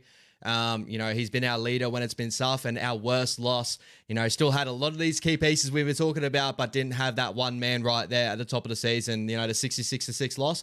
He wasn't out there on that football field. And whether to say that we would have lost by 60 with him out there, I'm not too sure, but I do feel like that when we've had him out there, that he's like locked it down a little bit better than what we had when we didn't have him there, right? So, statistically, he's up there as well. He's the third best prop in the competition for run meters.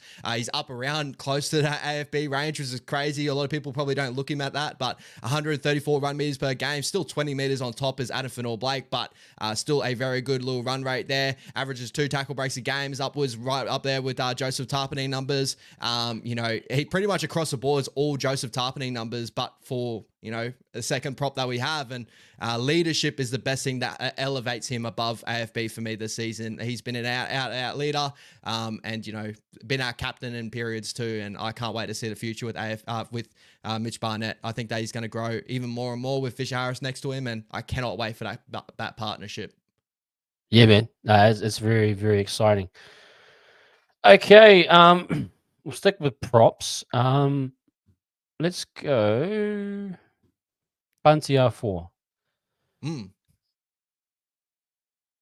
remember we did the review last week with Tans and Ty, and I didn't realize how many games he played at the start. I know. Kind of an invisible figure. He's obviously on the outer now. We all understand that. But based on his performances on the field when he was out there, you probably give him an average season. Yeah.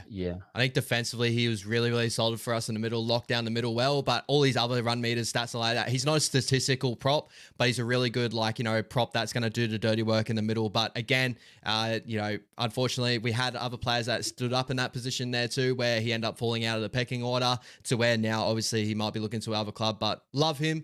Incredible player. He's been an incredible player for a long period for us. Very average season for us. Probably would have seen more games, but still surprised us. 9 games, and a lot of them starting this year too, that we were pointing out the other day. So, shout out to Bunty of Fire. Just shows how much our depth got tested this year as well. Yep. No, absolutely. Okay, we'll stay with Tom Ali, kind of in that same thing. Tom didn't have anything really stand out this year. Nothing that I could hang my hat on and say, Tom was a big influence this year. He'd probably sit in the average again. Nothing too bad. I mean, I'm trying to think of a good game. There was a game that he had some good moments.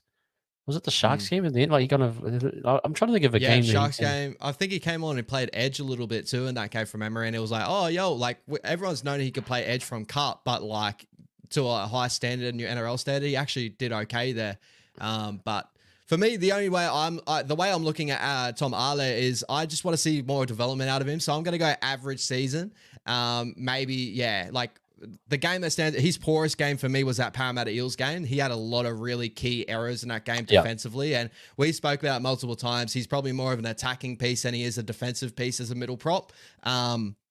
And just needs to work in those defensive areas. I think he tries to find moments in games to take breaks a little bit. In every game, you're going to try and find areas where you take a little bit of break, get your breath back and that. But he's just yet to figure out. He hasn't had the experience to figure out when the right moment is. And, one of those key moments that I keep pointing out is that Parramatta Eels one, that dropout. He was supposed to be that middleman that was supposed to lead up in that middle that ended up just finding his way behind the line and just didn't filter out that line. So it was a really poor miss, a really poor moment, but it summed up, the areas he needs to work on. He's had some good moments this season, but he's had some poor moments. So average is probably where I sit him. Yeah, I think everyone's got him around average. Done is done, nothing more, nothing less. And that's what you're probably thinking. You just want a bit more from him. Good Yeah. point from Team Eki as well, but he played lock against Dolphins. That Dolphins game was good for him too.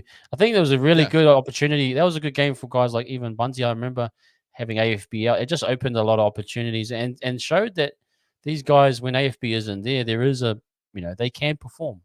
I think it's just Yeah. picking order. Sometimes you get stuck in this kind of pecking order and you can't quite break through. And say, Yeah. for example, AFB, the last 2 years, he hasn't been injured. He's been probably the most played guy on the field. So you just can't get through. You just can't break in. This guy is just an elite player. For me, like, the Yeah, best way I can say it too is like, when we look at our Dolphins game, I think everyone's got to understand like our game plan doesn't revolve around our middles being like, AFB's numbers are incredible, but they're like the cream on top for me, right? Like, I don't think that AFB's numbers in the middle are as vital as what people actually think they really are. There's yeah. moments where we do need him to stand up and that, and there is drop-offs, obviously, when he comes onto the bench and stuff like that. I do agree, but when you look at our overarching game plan, our wingers carry most of the run rate from the middle to get us into field position, and our backline in general. We saw that in the Dolphins game. Those guys actually got us into good field position. We won all the statistical areas in that Dolphins game against a solid, experienced pack. I feel like next year with Fisher Harris in there, he's got the similar sort of stats too, or Mitch Barnett. I don't think we're going to lose a ton as what people probably expected with AFB, because a lot of AFB's individual numbers come off one-off runs, individual moments that are incredible. He's an incredible prop, but I don't think he's as vital as what probably people were thinking, really expecting what he actually is. I believe anyway. I could be wrong though. Who knows? Has Tom been committed to the club? Have they signed him long term, or is he kind of end of contract I'll next just year? double check that, because I wouldn't have a clue, bro. He's just a 'Cause guy that seems to be floating in and out for me. Contracted to 2025, so he'll be able to talk to clubs by the end of this November. But yeah, I don't know. I haven't heard any news whether they're locking up for a Yeah, long well, time, and development wise, I just haven't seen it out of him either yet. Like I have high hopes for him, and they're just not been touched yet. So I don't know. I think they probably try and keep him on because you can't get rid of Bunty and Tom Mm, in one in terms of depth. I yeah. mean, we'll get through the rest of the list and we'll see. Oh no, you can get rid of both, but Yep. we'll have to wait and see. Okay, let's keep it moving. We'll go Jazz. Yeah. Kind of in terms of props, those Jazz in a weird way. I think he had a good season. Mm. He did have his moments, but they weren't as frequent. There's probably one or two I thought they could have challenged and maybe saved him Yeah. of a few errors. He did have Yeah. his ones that play the ball. At the play of the ball, he does have some howlers. Mm. But his overall work rate I thought was up there this year. I mean, we did the evaluation with him and Aaron Clark, and his numbers actually hold up quite well. Yep. Um, I thought he was good impact, leg drive, leg speed. I'd Yep. probably sit Jazz in the good season for me personally. I thought he more than held his own um, Yeah. in the role that he was doing. Yep. Totally agree, bro. I think that the moments that we saw him, he was really good for us off the bench. I don't think there's ever been a moment where I think he's probably had one poor game from memory that a lot of people are calling him out on his season and stuff. But other than that, he's been very solid. He had moments where he got dropped into cup, and we saw the level of play that he still is there. Like he ran for 200 meters, had like 25 runs a game. Like, he was killing cup. But I'm going to sit him in good. Limited game sample size, like he had 19 games, missed out on a couple of games there, but every game that I saw him there, his ruck recognition was really, really good. Like, defensively, he was tying in really well defensively. He does a lot of cleanup work. His tackle tech's always been really, really solid. So defensively is where I see more so out of Jazzy Davanga. I wish I saw a little bit more Bald Brothers this season, but injuries probably held that back to being, we weren't able to see that as of last year. So last year I would have had him very good. This year I'd have him a peg down because I don't think he hasn't lived up to that standard yet, but he's gone probably down. You could probably even argue the average season, but Yeah, I think I would everyone's probably saying put him in average. good. Yeah, everyone's saying average. I do think he was impactful though, based on his role. Yeah. So yeah, he kind of sits in there. I'll give him good, but you can say average as well. But I think his numbers stack up too. Like in terms of yardage numbers, probably off the bench, he still hit close to 100 Yep. most times. Yeah, he was so around about that, bro. He's about the 78 range, off on the bench average, too yeah. in limited minutes. And an average minutes, he's just sitting at 32. So within 32 minutes, he's busting out nearly 100 meters. So fairly good knock there from a bench forward. And the Manly Seagulls going to get a good one. Obviously, a guy that got us back into the game against the Manly Seagulls, 22 all that game, scoring that nice try. And everyone was like, oh, here we go, Jazzy. It's like, people kind of forgot about it because the start of the season, a lot of people like get Jazzy out, right? They remember that sort of look, but Yeah, I felt no, like he everyone turned wanted that Jazz around. out. Yeah, and he actually was fine. Once he got into things, people I think turned a bit. Okay, let's just finish off front rowers. Zion, now small sample size. I want to go try and talk him into these lower tiers, and see where he fits in there. Yep. Agreed. Now, would he fit in top 17? Would he be top 18 to 23, or would he be in the back end, the top 24 to 30, or is he another year in cup? Okay. Where do you have him? I know you've probably evaluated him more. You've seen more of his game. Yep. Where do you sit him in terms of that picking order? Yeah, I would probably have him 18 to 23. But his cup form has like withered away a little bit. Like I think injuries probably played into that a little bit too. Obviously coming back, getting his fitness under him as well. I think he had to succumb to a knee injury that he had to overcome to the season. Then we saw him. I know a lot of like Warriors fans that have just watched the first grade performance and just have rosy colored glasses of how good he was in that one. But when he's gone back to cup, he's had high moments and he's had moments where we just haven't noticed him. He's been in and off the bench. I think fitness wise, he struggled with that a little bit. So I'm going to say 18 to 23. I think there's other, he's going to be a great piece for us in the future, but probably didn't hit the standards what we maybe first thought when we first saw all the highlight package and stuff like that. And we saw him in cup for the first time. I feel like he's just got to find a little bit more consistency to his game before he gets top 17 for me. How old is he? 20, 21? He's young, bro. Let me just quick. I'd probably say 20. Because I think he was with the boys at all like 19, 20. So, you see, he's in a. So let's say if we did have a loan system, he's not quite in the loan out type range for me. See, Moala Graham Tolfa is more of a guy I would loan out, get him experience. Yeah. I think Zion's definitely in the keeping cup in our development system range, based on like a kind of who would you loan out? I probably would. I would try and keep him and keep training him and keep developing him in our system, and then see if he breaks in that way.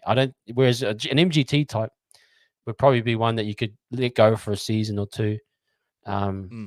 Maybe even Laban might be a good type of a loan out type guy, and get some experience. But for me, Zion, I think he fits in. Like he needs reps and hard work at home before. Yep. So, but yeah, I think I agree with you. 18-23. That's probably a good evaluation there. Yeah. Dimitri. Yeah. Small sample size, but amazing. Well, amazing in moments. He's probably a little bit too big for me. Yep. Just a tad. If he can drop it down, I'll probably look at him. I'll stick in this range here because I think it's a good discussion. Is he top 17? Or is he in the top 18 to 23 range? He's definitely a cut above the Zion Mayu here. But he's probably knocking on the door for a top 17 spot. But then again, you've added in Aaron Clark. You got a few pieces like Tohu coming back in. Still kind of hard to knock on the door, but saying injuries come involved again, which they will. Yep. He might be sitting in that top 17. Where do you have him for next year? I've got him one of the two people I'll probably put into his top 17 and knock the door down. It would be Dimitri Sifikula for sure. I feel like the performances we've seen to this season, I think, I totally agree. I think he might need to strip down a couple of kegs. He has definitely come off, injury, come back in the season carrying a little bit of weight, but you can see the athleticism that you see in him right now. That can only get better when he drops a little bit of kegs, but also put a bit more muscle on the frame. He's still a young bloke. Like obviously he's 20 years old. So he's younger than Zion Ma'uu, who's 21. So a year younger, higher potential. So I'm definitely having top 17, could definitely find himself on a regular bench role for next year, depending on how our bench lineup looks. So I would have him above Tom Ale in the pecking order for me at the moment. just because I feel like the what I've seen from him both in Cup and in NRL, I think that he's up to that standard. And I feel like he's definitely up to that point where we can develop him in first grade and get him up with the big boys. And I think that's been the plan. I think the knee injury has probably hampered that a little bit, for him to play a little bit more first grade than what it was before. So top 17 for me. Cool. Okay, let's go with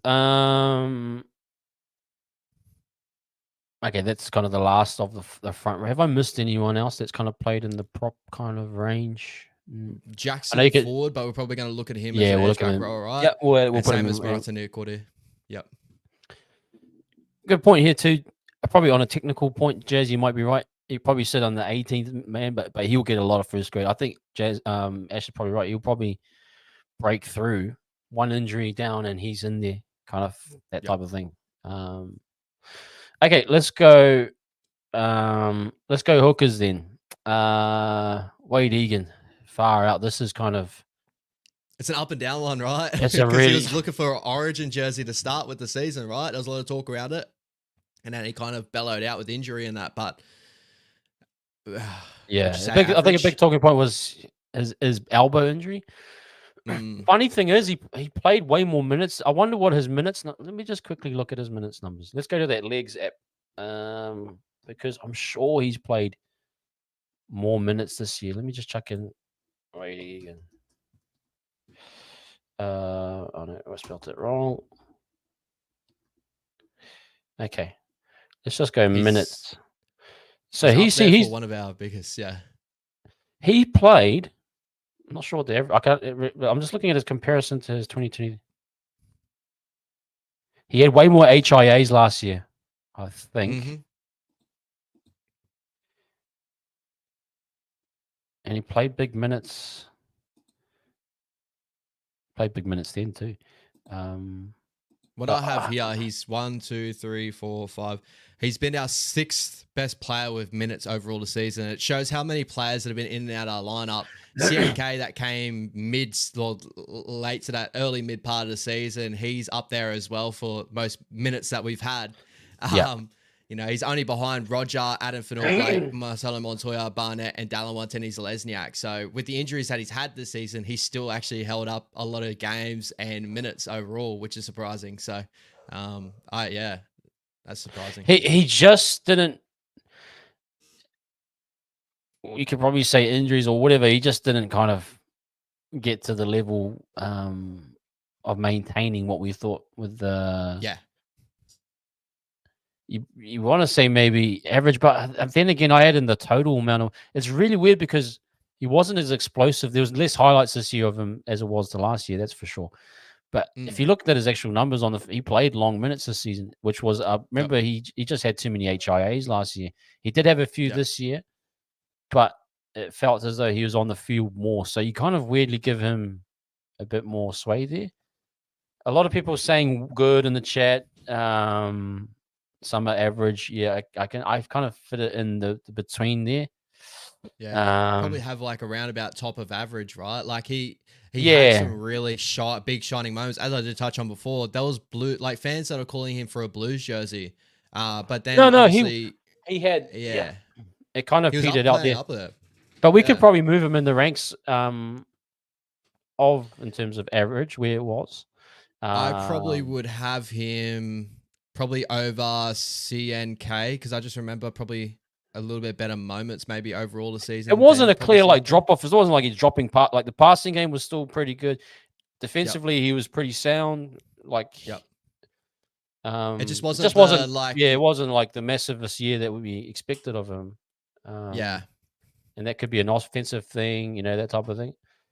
I'll probably have between CNK and Chanel Harris-Tavita. I'll have him around that maybe, range. I think he's in that range there. I think that's probably about right. Okay, let's keep that going. Freddie Lussick. Kind of. Actually, I'll chuck it to you. I've been talking a lot, but what's your thoughts on Freddie? No, you're right, bro. I think like for a player that a lot of people probably didn't think was going to get as many minutes and stuff as what he did, and he won those over working hard in the preseason, knocking out our fitness, top of our fitness levels in that preseason. Incredible.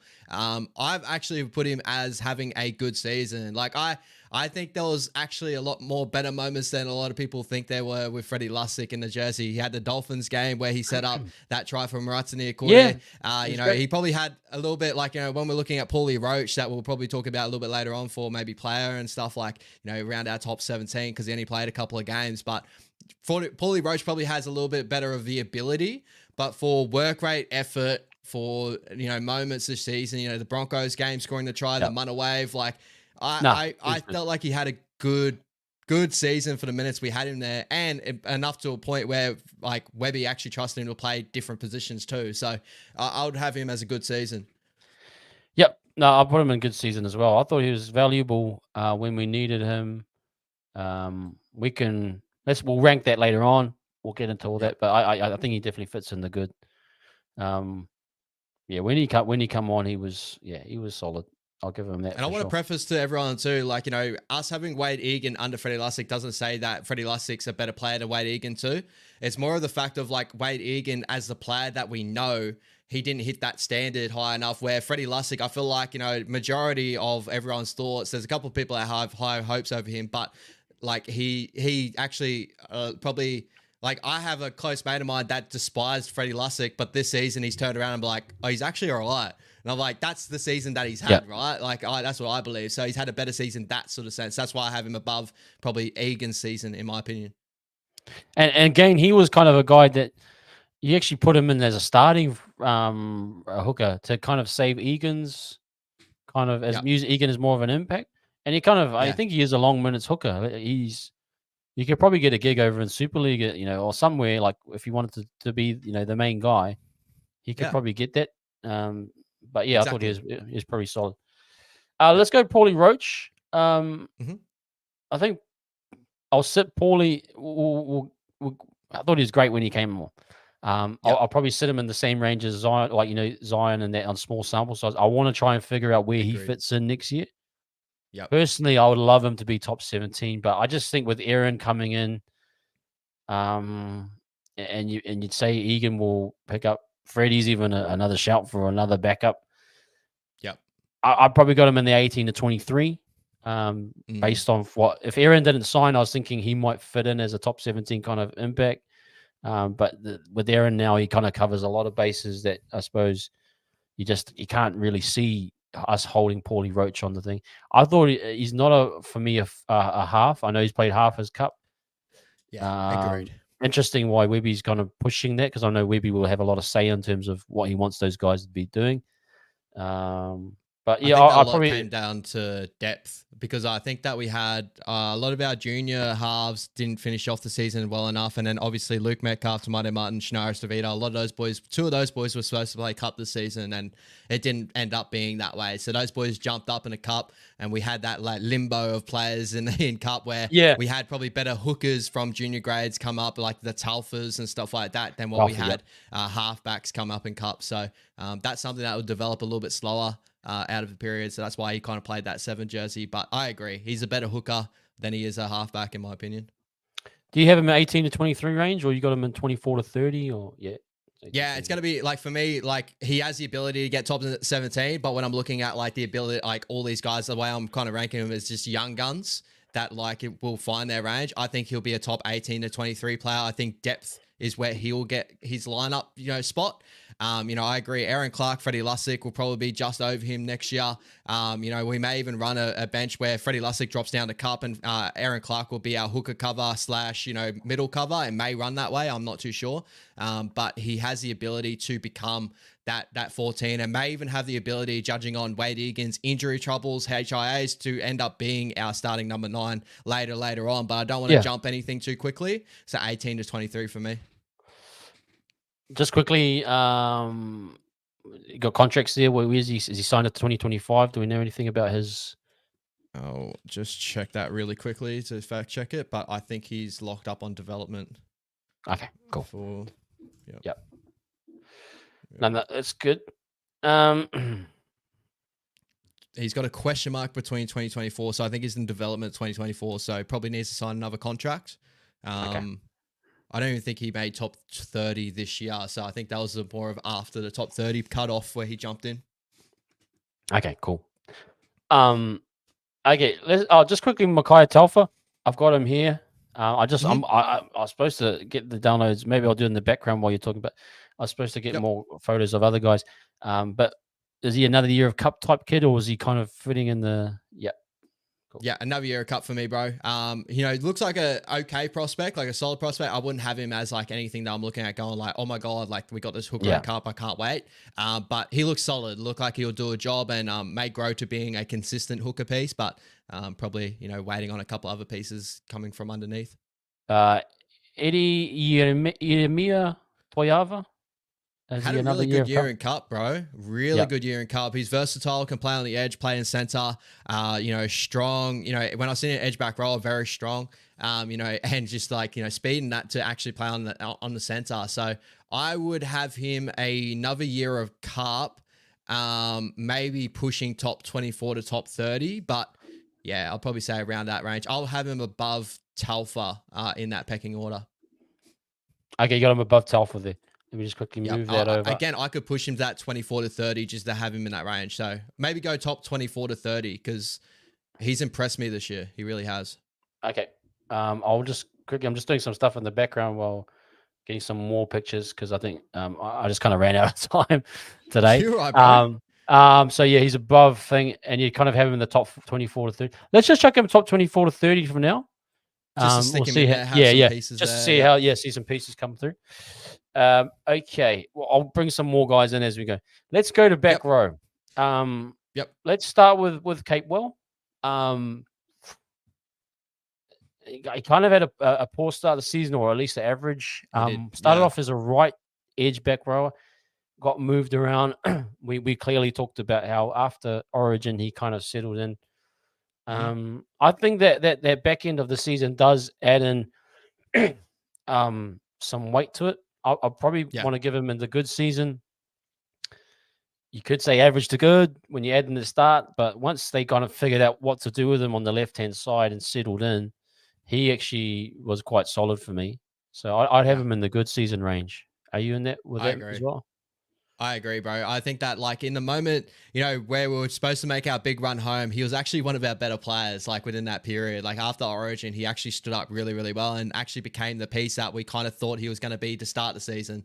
That very poor start to the season, he overcome that. If he actually continued the way he did, I would probably have him as poor. But the way he ended the season, it's been good enough to push him up into that good season. So shout out to him. Hopefully he continues to grow from that. Obviously, first year at the Warriors, first year settling down into the club. Maybe we should have looked at that a little bit more as an Aussie boy coming to New Zealand. Probably would have taken a little bit of time for hit the ground running.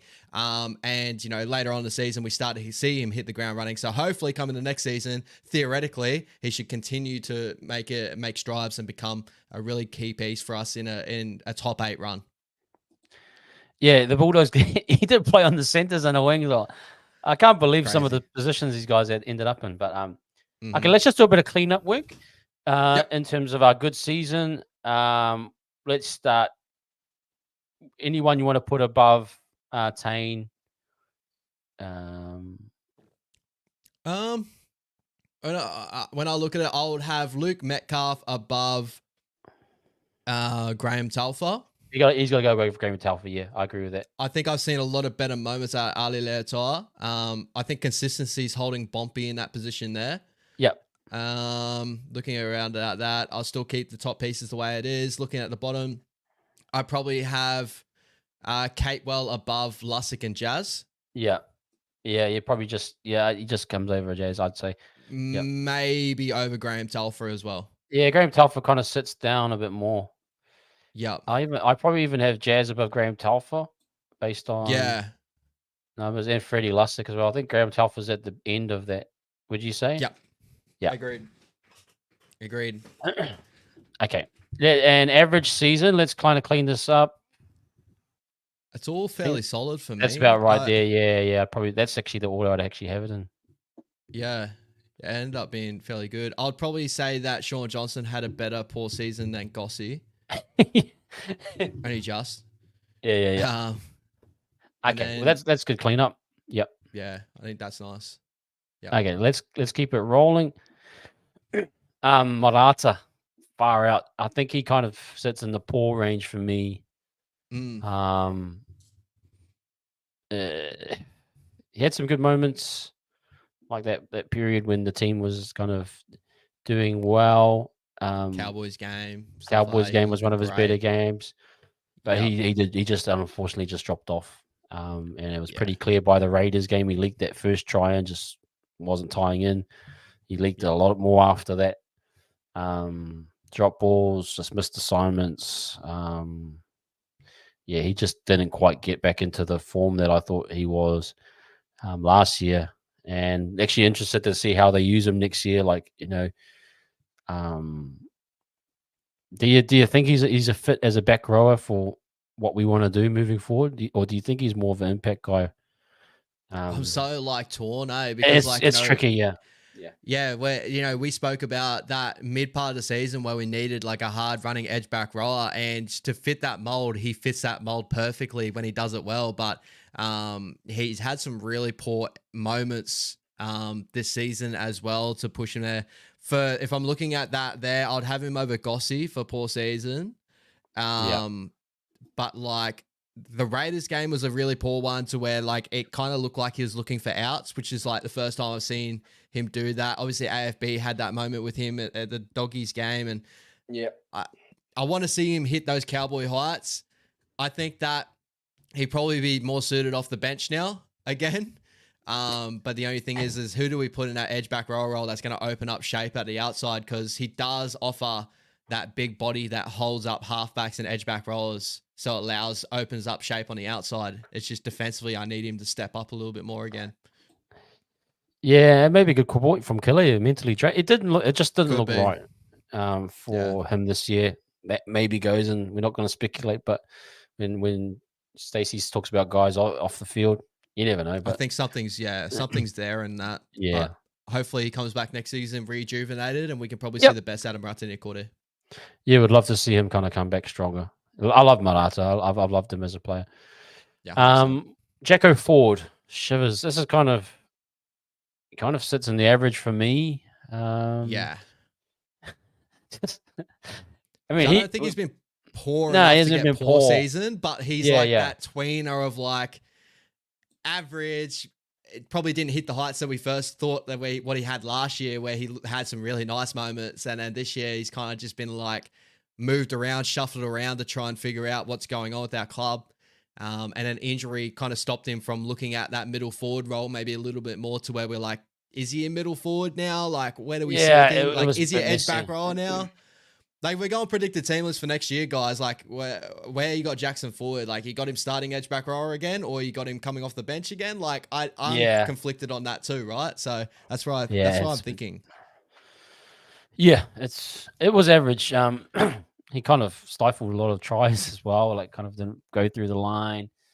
Mm, But yeah, he was put all over the place. He had some good moments at there was some games we won where I think he might have been involved, and then it kind of yeah. got the Storm game. It just stood out like a sore thumb that he just wasn't a prop. he couldn't Yeah. he couldn't match it. The second Storm game where he's just like it was just too physical for him. Don't blame Just him. Like errors. and errors were big too. Yeah, I'd say so he's like, got he's good. Like, he's a good player, right? Like, this is the thing with him. Like, it's not sitting him down saying he's a poor player. Like, his potential when he holds onto the ball, everything goes right. He's a really good piece for us. And to start the season, him and Sean Johnson had our best connection. I remember that stat coming out before the Dragons game where our best connection this season due to try was Jackson Ford and Sean Johnson. And he has that in him. He can run a good line for that. He used to be able to. But he had this middle part of the season where he was just like mixed and matched and just couldn't get the same sort of work rate as what he did before. And he's a work rate type player, right? He's a consistent player. He's not going to be the big standout type of piece that we're kind of expecting. So average is probably where I'm going to sit him. Yeah, I totally agree with that. Okay, let's go with Laban. He's had a good sample size. He obviously won Rookie of the Year. He played maybe 9 or 10 games. 7. Yep. 7 games. I mean, look, let's just quickly look at him from a Leotoa's perspective. Leotoa had a good season. He didn't really overly stand out. Maybe just we felt at times it was a bit too big for him. And I know your Yep. evaluation of him, you have Lecker above him. Oh, Yep. I would agree with that as well. Didn't look too out of place. Nah. So it's not to say that he's horrible or anything like that. It's I mean, all these guys and above him have had more games than him total. Yep. So it's almost like he's in the average, but you don't want to give him good season. Was he better than Graham Tolfer in his respective position? You could say that. Like he had that one game against Tanner Boyd where he just missed his assignment. Yep. So it's kind of I would give him a good season in a rookie sense. If he was a more of a seasoned veteran like an Ale, who's had more games, you're probably going to say average season. So it's kind of giving him a bit of leeway. But where are you sitting with that? See, like I kind of still look at him as a development piece. Like, if we're looking at like our list that we have here, we got Dimitri Sifakula, and Dimitri played 7 games as well for us, and same sort of position, played a little bit of that too. I think the only difference is I think what Laban started in a couple of games that we're probably looking at. He was a starter, too, right? Played mega minutes. Yeah. So, if I'm looking at like as a first grader, I'll probably have him average at the moment. And my difference is like physically he can handle first grade, but it's the mentality sort of thing I have Lecker above him in. Like I think Lecker's just got that killer about him, where Laban is like a very flamboyant, like he gets about his work. He's like more of a Viliami Kikau type of just like very cruisy, calm, collected than a, let's say, Sifakula is very aggressive. Like he's going to attack the game, right? That's why I have the difference in that. So if I'm looking at Laban, I'll probably put him at that 18 to 23 range. I still think he's in that development phase. And we probably, he's probably the top end of that tree. Probably over Zion. I'll bring these guys down now. We have evaluated them. I do want to bring the guys that are actual development players. Let's bring them back down to actually rank them in. So I'd say Leatoa. Should we top 17? Top 17. Yeah, let's bring them back down. We've given our evaluation. Well, I'll have him above Dimitri because basically he will get a spot over Dimitri. Who else we got up here? Graham Tolfer. He's probably 18, 23 if he's still on the books. Do you have him in that range? Yep. I probably have him around about Paulie Roach as well as sort of. Yeah, he's in that kind of. Who else is in development up here? Tane. Technically, I'll keep Tane there because he's had a bit more, like 6 games this season, but like I don't know, he's still considered in our top 30 sort of thing. So I would probably have him. Yeah, let's leave him there. Yeah. But the interesting thing is, will he be top 17 next year? That's kind of the look of it. Yeah, but we'll leave him there. I don't know if he will, but yeah, we'll leave him there. Okay, we'll leave him there. Cost is kind of he's technically in development, but he's been. I mean, if you want to be serious, he's probably not in 18-23 either. Maybe he's probably in the 18-23 range, or maybe another year in Cup, even that. Far out. Cost has dropped off massive.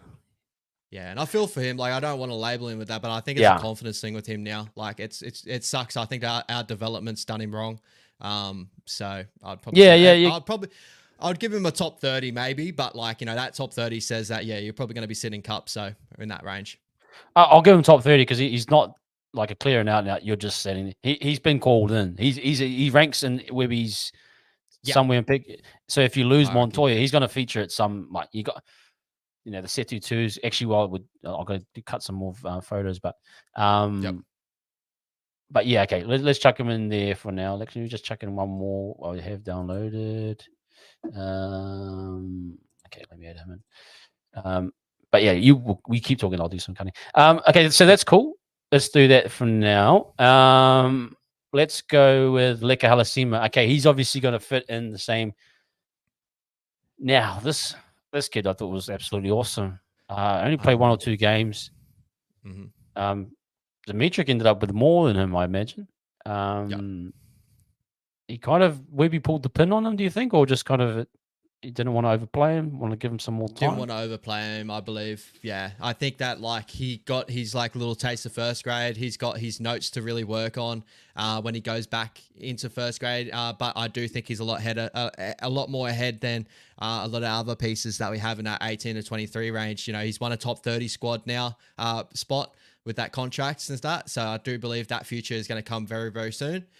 So I would probably look at him as a top 17 prospect. I still have him at the top of my list sort of as those prospects. You know, I think Ali, you know, if we're looking at Ali as a prospect, probably number one, Sifakula around about there too. And then Leka Alasima. Those two are the two that I'm like, yep, all right, those are the two. Just their mentality, to add in with their physicality as well, their skill sets. That's what I have them above Laban. Like Laban for me, he's got athleticism and the physicality, but you know, the mindset's the thing that I'm waiting for with him. And it's just like when I saw him go back to Cup, he didn't hit he didn't hit the field a lot when he went back down to Cup. He didn't step up in those moments until later on in the year. And then he started to get his like, you know, straps again. So I would have Leka and Dimitrik and Ali in that top 17 role. They're my three that I'll have there. Okay, sorry, I'm just cutting up some vertages. Okay, let me. So we got him in the top 17. Yep. Where does he rank? They're the guys that'll be pushing for that. Is he just behind Dimitrik? Sorry, I wasn't listening close. My apologies. But was he just behind Dimitrik, or would you have him above? I think there's more likely to carry Dimitrik Sifakula in our top 17 bench than Leka Alasima. But if we're looking at starting roles, I would probably say there's a closer chance of Leka getting a starting role than Dimitrik. I actually thought he might be the Nanai type back rower that we need on a right edge. Oh, well, yeah, base of Cape Well's going to stay on the left edge, but I know you said he's a left edge guy. I could see him in a starting role, not as an 80-minute back row, but I think like you could balance him out with either a Barnett or a Cape Well somehow. Yep. But he could fit in. He could definitely fit in.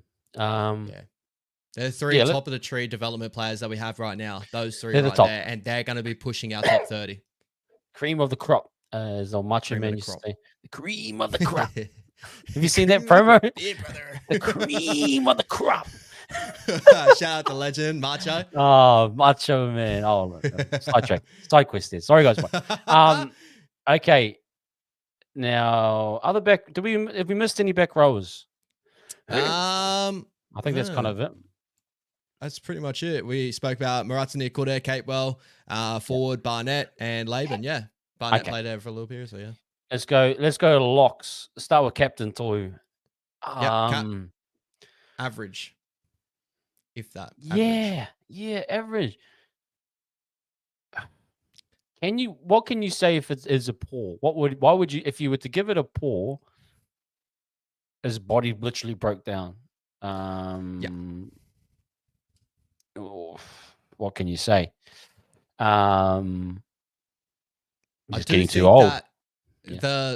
We missed a little bit of his leadership in moments too with the rotation. I feel like our best rotation became like, you know, the Walker Tohu rotation there.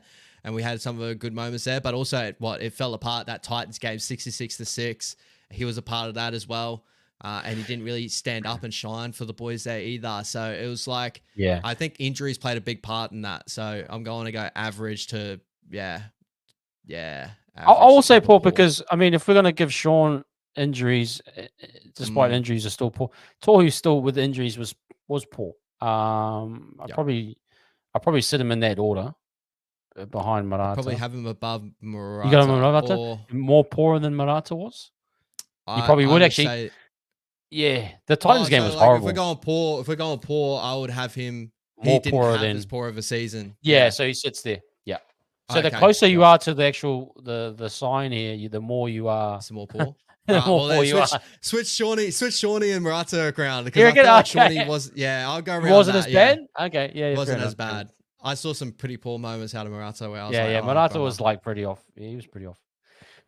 Okay. Yeah. Well, I think we're just hoping that the surgery and all that, the rest he gets is going to be the difference, right? Yeah, that's exactly it. That's all we can hope for. Agree with Kelly. Got thrashed. His minutes number has to significantly drop. Webby cannot keep running these guys like him out for 70s. It's just the returns on it is just not enough. LTT, welcome. Okay, straight to cut. Yeah, we're not doing that show tonight, bro. But we're just evaluating him. Appreciate you dropping in. But yeah, and Jacko, you're pointing out that why? I don't think he's getting re-signed. I don't think he's going to get re-signed past 2025. It's a good point because that'll actually freshen up a lot of our cap as well. Thinking of like a lot of our high. It's $1 million. He's around 900K, isn't he? Yeah, and like a lot of those pieces didn't step up to that level this season. If you look at it, like AFB with that higher cap range, I expected the leadership levels for him to step up. Obviously, leaving the club probably had a little bit of factor to that. Tohu Harris has a lot of our cap range, didn't step up injury-wise, held it down. Great point. Sean Johnson, very similar as well. A lot of those players that hold a lot of cap, we'll say a lot of these juniors take up those moments, or we can go hunting again. But yeah, that's a really good point that we're going to have a lot of good cap room for the future to make moves if we need to. It's funny because if you actually did release him, or if he, I suppose you can't cut him because you still have to pay him. But if you got him off the books, it would actually look quite different. What this off season would look like in terms of what we could do. But interesting. Yeah, it's actually an interesting point. But yeah, I think the only thing I'm hoping for is that this is what he will have pretty much 4 or 5 months off, and this will be the last run with him. I think there's a point to some leadership things. Things got a little bit dicey. Like for me, he's probably a bit more vocal than what Mitch is. I think Mitch could have done a lot better in terms of captain's challenges. Like it's such a tricky one, the captaincy, because you do have to know when to captain challenge. I think it's one of the areas where we've been horrible, and we could have done more captain's challenging more effectively. So that's something I'd actually look in terms of management, how we improve that. But you do see Tohu more vocal with the referees as the game's going on. Probably something he's picked up from his time with the best referee of all, or Cam Smith. But but he has that a little bit more, like you see him talking to the ref, trying to understand what's happening. Like he's a bit more vocal in that sense. So, but yeah, all I'm hoping for is that he'll just come back better.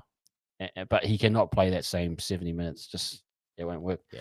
I think like he'll teeter out at being a bench role towards the end of his career sort of thing, or maybe like a limited minute lock role, but it's more so for experience, leadership, and just to carry us through that period. Like there's still good moments of Tohu Harris when he's healthy and ready to go. I just think the healthy part is probably getting long in the tooth now. Like he's pretty much the walking zombie out there. He's been like that for a little while now, and we love him, but he's definitely a legend for us. It's just at the moment, I feel like it's coming time soon, very soon. Yeah. Yep. Okay, let's go back with Dylan Walker. Dill's kind of, just hit the injury at the start of the season, kind of come back in. He hasn't been bad. I mean, we kind of seen evidence that he's probably not a long minutes hook lock. A lot of his probably performance has dropped off as well based on that. He's definitely an impact guy. That off the bench, we know that last year, that 20 minute mark when he'd come on and just lift things, probably say that's probably personal reasons. I think most fans are aware of his situation. Adds into a lot of that, but I still think he's been pretty professional and pretty good, but just probably a drop off on his individual play. He probably sits in the average. You could say good. I have him.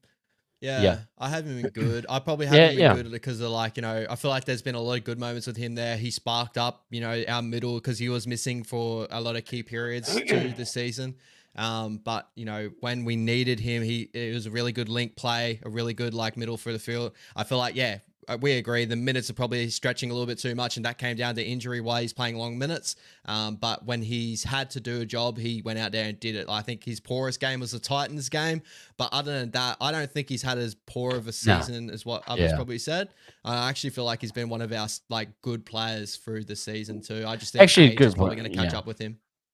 He probably, based on work rate and what amount of work he did, the perfect example when Sean explained it, that last play that Dylan set up to try, he got everyone in the right. He's been trying to do that all season. He's been trying to get things going. Hasn't always worked out, but he's been the linchpin to the attack still. He's taken over from Tohu in that sense and had to. And he had a good period run there with Tamaiti. He's had some good moments too. Like he hasn't had been. So actually, if we just quickly move, do you think he's over Lusick? I'd say so. I would say he would probably be over Jazz. I would he probably probably have him in sits the in this middle of that reign group. here. Yeah, Yeah. he probably So I sits think there. when Luke's healthy and ready to go, I think Luke like showed like, you know, overall better. But like, you know, when, you know, Dylan's been through our hardest times and stretched out his minutes and it's still been a really good piece for us. So yeah, he's like I said, it wasn't ideal. He's definitely a guy that had to change roles mentally and physically to a full-time, almost 80-minute guy.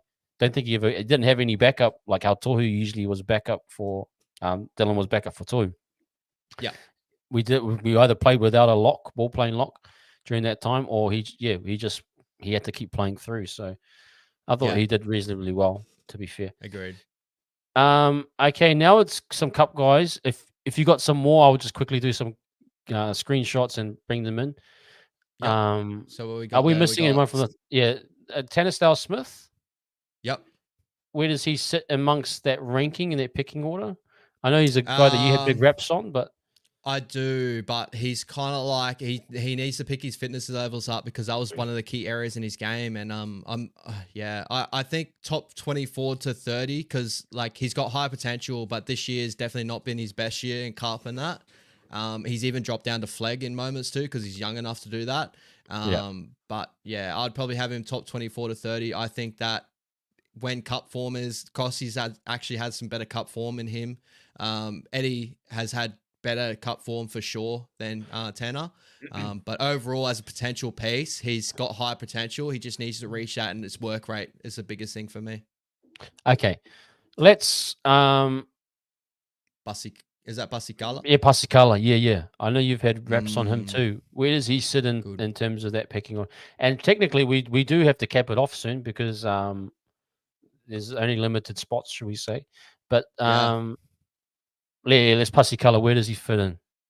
Top 24 to 30, I think. He's still so young. Like he's still like 18. Freak of a talent. Best position at the moment is wing. He can play fullback, play through SG ball as a fullback, had some really big moments in SG ball this year.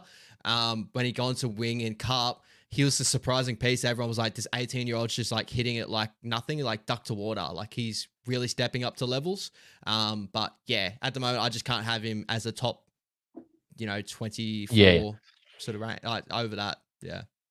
But yeah, we've got to remember a lot of these guys will drop out back into cup. Well, we'll get there as well. Okay, Kalani going kind of old rookie-ish.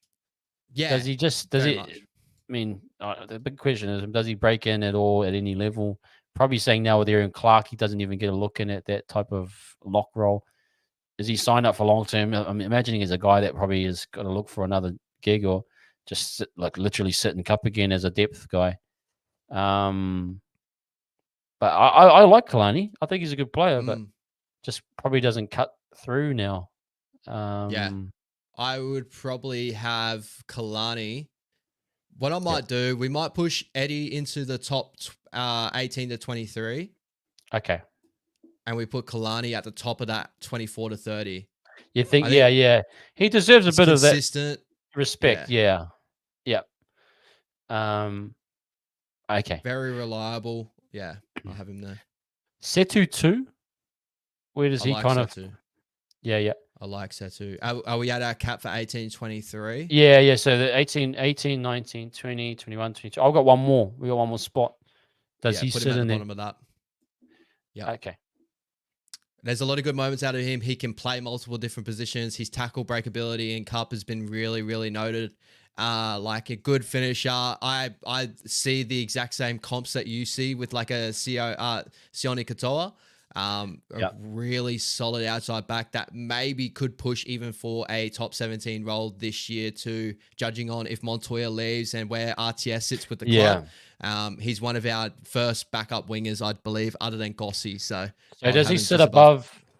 Who would he be? He'd be above Paulie Roach or Graham Telfer. Is it? Oh, where does he sit? I would have him above Eddie. Yeah. And then Graham Telfer above him. Yeah, I think potential wise, that's where it's going to look. Even though Graham Telfer might be leaving, so He might be around that leaving. range. We might have to do another kind of once that the top 30 is confirmed for next year. We'll kind of fit everyone in again. Yeah, agreed. Okay, now is there anyone else I'm missing that you're thinking of from a cup perspective that kind of pushing up into this range? Because I don't know all of them a lot. I only went off the last kind of team list. I think for a majority of everyone's in there that you can really think of.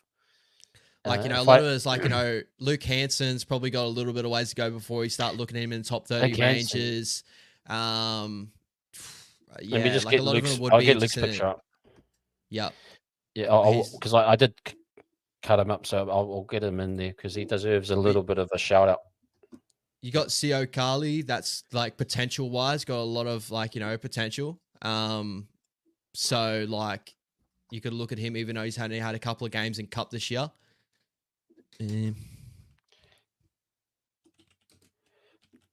Yep, I'll get his picture up, CO Carly. If there's anyone else in the chat, if you got another kid that's like in that range, let us know. I'm just going to bring these guys in. We'll get to Webby. Webby will last one, but we'll do these young bucks first, just to get them. See, like Tony Tupanua again is another guy that I really like, but I can't see him in conversations just yet. Yeah. Let me have a look at the lineup of the Jets game. Yeah, if you got any other ones that maybe kind of. So Luke Hansen would just be pretty much another year in Cup. Yeah, for sure. Harry Durbin's another year in Cup. He's probably flag player that's jumping up in Cup. I think he won flag player of the year. He's a solid little piece, but you could probably put Toby Crosby because I know he's going to be on a lot of people's minds. Yeah, we'll do Toby as well. He's probably going to be a Cup player for majority of next year, but he's the highest potential out of all of them. In Cup sort of thing for next year. Yeah. Like he is someone I'm really, really excited for. Yeah, I'll just cut these guys up just to give us a bit of like where the guys are sitting in terms of their progression. We'll probably do get the bro thing on as well, or Tamaki, to kind of give some more insight as well in the lower levels. Okay, let's do Seal Cully. Is he sitting in just another year in Cup guy, or is he kind of breaking into the top 30? I really, really like him. I think he's another year in Cup. I don't think we'll see him top 30 just yet, but he is one of the pieces in Cup that's just touched Cup that by coaches, they reckon that he's the one everyone's watching. So he's got a really, really high skill set. He had the notable, I'm pretty sure it was a highlight. I think it was against the Knights, New South Wales Cup side. I'm probably forgetting that, but he had the game-winning try assist to Setu in the corner. He broke like a couple of tackles. Like he's special. So I'm excited for him. Okay, Toby, what's this guy? Harry Durbin? Harry Durbin, probably in another year a Cup as well, because he's only just coming up from flag, but really nice. And same for Crosby. Tobias Crosby, yep, put him there for sure. He's going to be close to, like, I don't think he'll get top 30 next year, but he's going to be training with our first grade squad. So he'll be around abouts where that is. So who's the top of that group there? Let's just order those guys up. Okay, so top of the group for me would be Toby Crosby. Wow. Potential wise, for sure. Yep. I would have Sio Kali. Yep. I would have Harry Durbin. Yep. And then maybe Luke Hansen over Telfer. Yep. Telfer's at the bottom of that range, yep. Yeah. Top 20. We got here. Yep. We got Maya Sanders. Maya Sands. Is it Maya Sands or Maya Sanders? Maya Sands, sorry. Yep. Maya Sands. Okay. A nice piece. He's going to be Cup. We can name a number of people that are just going to be Cup. So, yeah. We may cut it off. Yeah. We'll if you get any more, chuck them in, guys. But I'll be close to cutting it off, just to I think we're getting into a different discussion here, but at least these guys are kind of in the range there for what we're And you could put Um, Ben Farr, but Ben Farr's leaving us too. I But think you he's know, like, we'll leave far out. Like yeah, even once Graham Telfer's done, I mean, Jazz, you could probably pull a lot of these guys out because Jazz, Bunty, at least those two, then you could start. We'll look at it differently and start next season. Like once guys are confirmed left, we'll do like top 17 and break it down. yeah. But that's probably a good evaluation of the guys that are in and around the top 30 and the guys that are kind of hungry. Okay, let's get to our coach. We'll cap it up with this. Yep. It's kind of a tricky one for Webby. He's had a lot to deal with. I think people have been very like hypercritical of him. Again, this if I break it down, it's kind of he worked with a squad, especially 2023. He kind of worked with the squad that wasn't really his, and he found a way to get it working, which I give him massive credit for. He was a big part of helping SJ really get to that level of dominance again. He made the pieces work. I thought the recruitment was great that window. Obviously, we felt we didn't need to recruit as much in the previous window, but as you hear from Cappy and the likes, that we are turning into more of a development club. We're not doing massive signings anymore. But I thought to get those guys together for 2023, did an amazing job. Was a great kind of mouthpiece for the club. Like from a fit, the Warriors head coaching role, you have to fit to meet the people. You know, it's like one of those clubs like a Bulldogs or it's a club that's very tied into its kind of culture. Yeah. And if you don't fit in or appear to fit in culturally, it can look bad for you. Matthew Elliott was one that Nathan Brown didn't quite. Yeah. He just didn't feel comfortable with them. Whereas Webby has just felt natural to people, connect to people. Yeah. Now coming to this season, we've talked. He's had some challenges. Injuries have not been helpful to him. We all understand that. He has chopped and changed. We talked about it that he probably actually has taken advice from his assistants and made changes. He's tried to figure it out. Hasn't ultimately done that. And then just come across. Just couldn't obviously get the defense to where it needed to be. The defense dropped off. Those stats are clear. That's probably the alarming stat. Internal issues, I'm imagining. Players just naturally kind of getting old, like the older ones kind of dropping off, like Tohu, and then the younger one, like not quite there with the younger development guys to fill the gap right now. And again, just looking from what we're looking at, just guys that had amazing or great seasons previously, they dropped off from individual or to where they are. Look how many guys we got in the average to good range. So where do you sit with your evaluation of him? You could go with either poor season overall based on his record. You're going to be you can be fair on that. Was a tough season, but I think ultimately as we move into the next phase, he'll learn a lot from that. So where do you sit with Ash? Yeah, I agree. Like it's okay to be critical, but like as long as we're critical without being hyperbolic, right? Like I believe that he's a coach that's been sitting now for a long-term plan, so I'll give him a long-term unless there's the stink of like him actually doing a lot of things wrong, which I don't think that he's had. I don't think really, I know as Warriors fans, we can be very hypercritical because we want success so quickly. We've had like a long period of no success, right? And when we saw our first bit of taste of something going really well and it didn't happen the same sort of way with a lot of the key things, we start trying to find what's going on when it could be as easy as what Stacey pointed out was injuries and a lot of players having some really bad off-field sort of things going on. And we've heard the rumors of that. So that's what he had to deal with this season.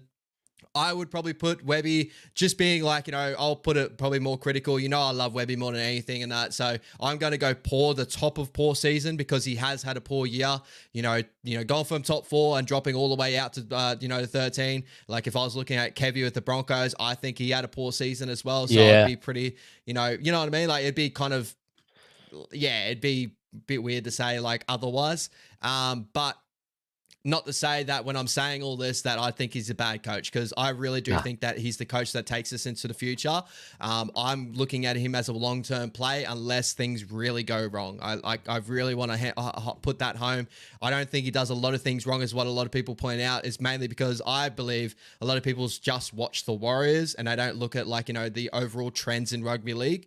And he does very similar good things to a lot of the good coaches in competition. He gets the best out of certain players. If you're looking at those lists of those players he's brought back last year that he got to play at their highest standard, they're all players that people just written off. And we went from a club that, we're just signing players to add to a top 30, and we're chasing players, to a club that just sits back now and players are just coming to us. Like, the players are just walking in going, can I become a Warrior? Aaron Clark, Allah, one of those sort of pieces. Fisher Harris, obviously the things with that. There's a lot else going there, but obviously wanted to come home. We become that sort of club now. So there's good future there. But again, we got to put it as it is too. Like, it has been a poor season for the Warriors, and a poor season from a coach that will have to learn his lessons from this year. But second year head coach, he'll get better from this. Yep, I think he'll look back and reflect on it and learn from it. It was a tricky year for him to manage players. I don't think he was expecting that much management. A teamless Tuesday that was just different every week. If he had his way, he probably would have had a good season. But now, the drop off and the injuries and all that. But yeah, I think that's fair enough to give him a poor season. We don't hate our coach. We're not saying we want Webby to be successful, but you got to evaluate it there. Okay, guys, that wraps it up. Look how it's a scary amount of not good. They only got 3 great, one amazing player, one great, and one very good. That tells you pretty much exactly where everyone kind of piped out. It showed any the last year that changes? we had, bro, yeah, it really does. That the majority of your players 1, 2, 3, 4, 5, 6, 7, 8, 16, 17, 19, 20, 21, 21 of your 30 players are in the average to poor range. Oh, good average to poor range. So it just tells you that that's kind of how our season went. Pretty much, bro. Lastly, put home, just to put a bow on it with Webby and all that sort of stuff is the way, last year was incredible. I think, we only played with our first choice squad this year twice. Overall, the injuries that we've had, and it shows with our tier list here, the amount of players that have kind of dropped off or had injury-riddled seasons that we're kind of throwing up of where do we look at? Shout out to Jazz, amazing. Thank Jazz, so man, amazing season here, bro. That's a good one, man. Knocked it out of the park, but very poor, bro, horrible season. No, I love you. Horrible season. We stuck solid, right? We stuck solid, and I think that we all in this together, and hopefully next year is a little bit better of that. But yeah, this tier list is perfect for that, bro. You look at it the amount of conversations we had whether injuries should come into more of a factor than form, because when they've come back off injury, they actually haven't been that bad, but they've had more injury than not. That just showed the year that we've had. So hopefully next year is a little bit better. And we just grow from there, eh? Yeah, man. And just quick look at the young guys. I mean, the top. I'm looking at these 3 here. Leotoa, Dimitri, and Sifa. It's great to actually we could rank those guys, and they are the top 3 prospects. But you'd love to see some of these younger guys push through. You never know whether Pasikala or Edamia. We'll come back into it maybe January or February when after everything's settled down. November 1, we'll get a good idea of who's leaving. Where's everyone going? But at least you got some idea of the young and up and coming prospects as well.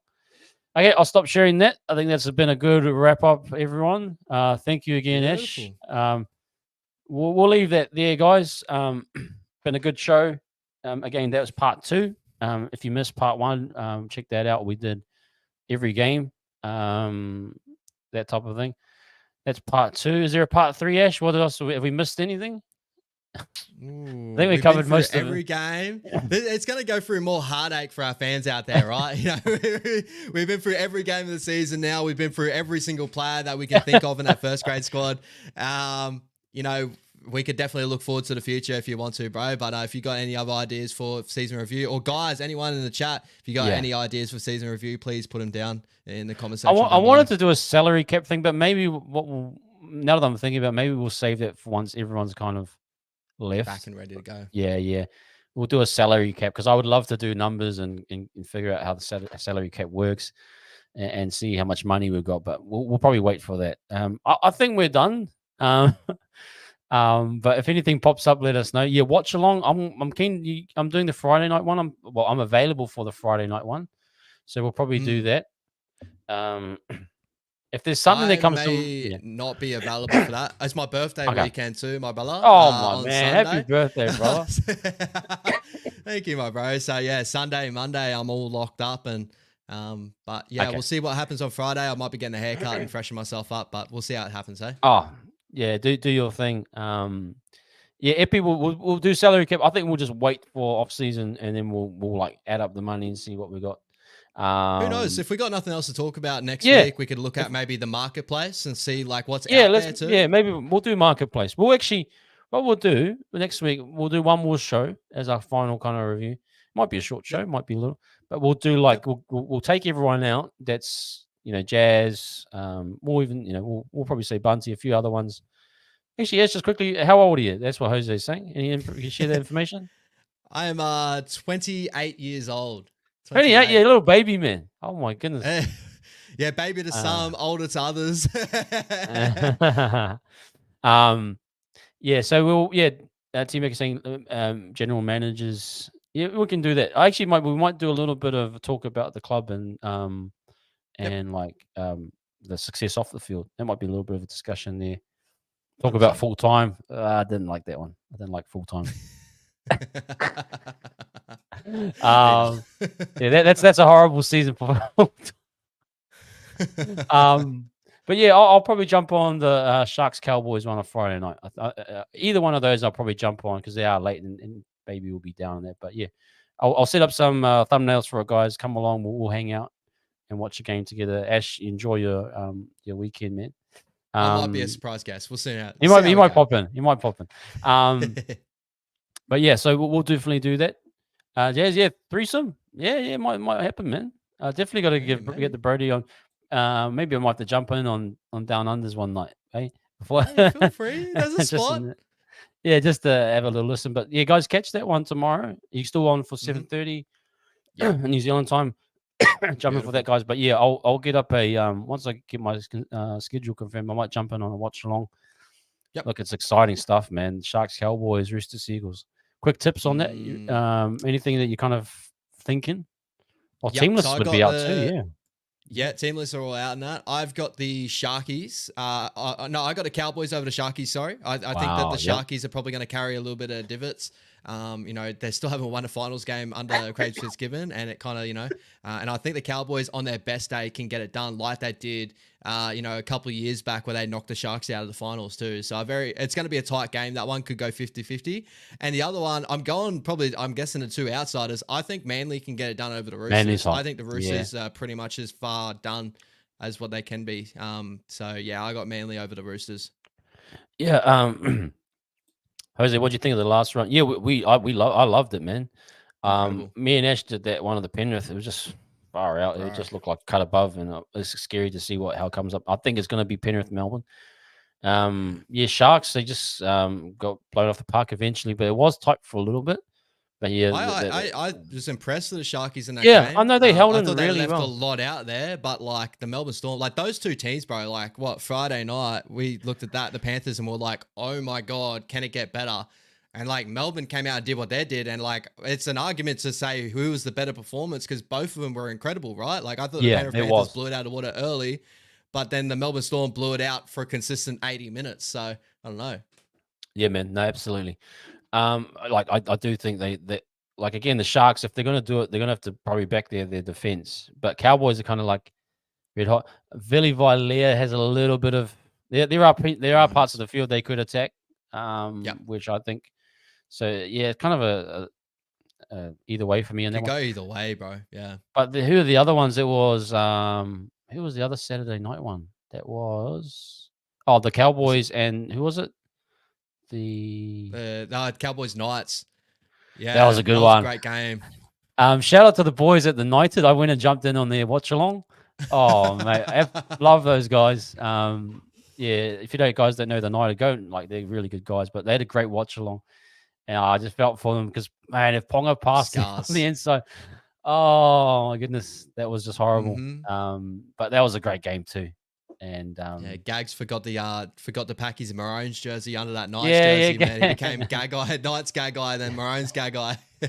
But it was just a comedy of errors. It wasn't the best pass, but it wasn't. It wasn't the best one. But that was a great game. But that last game, Seagulls, Bulldogs, oh man, Bulldogs.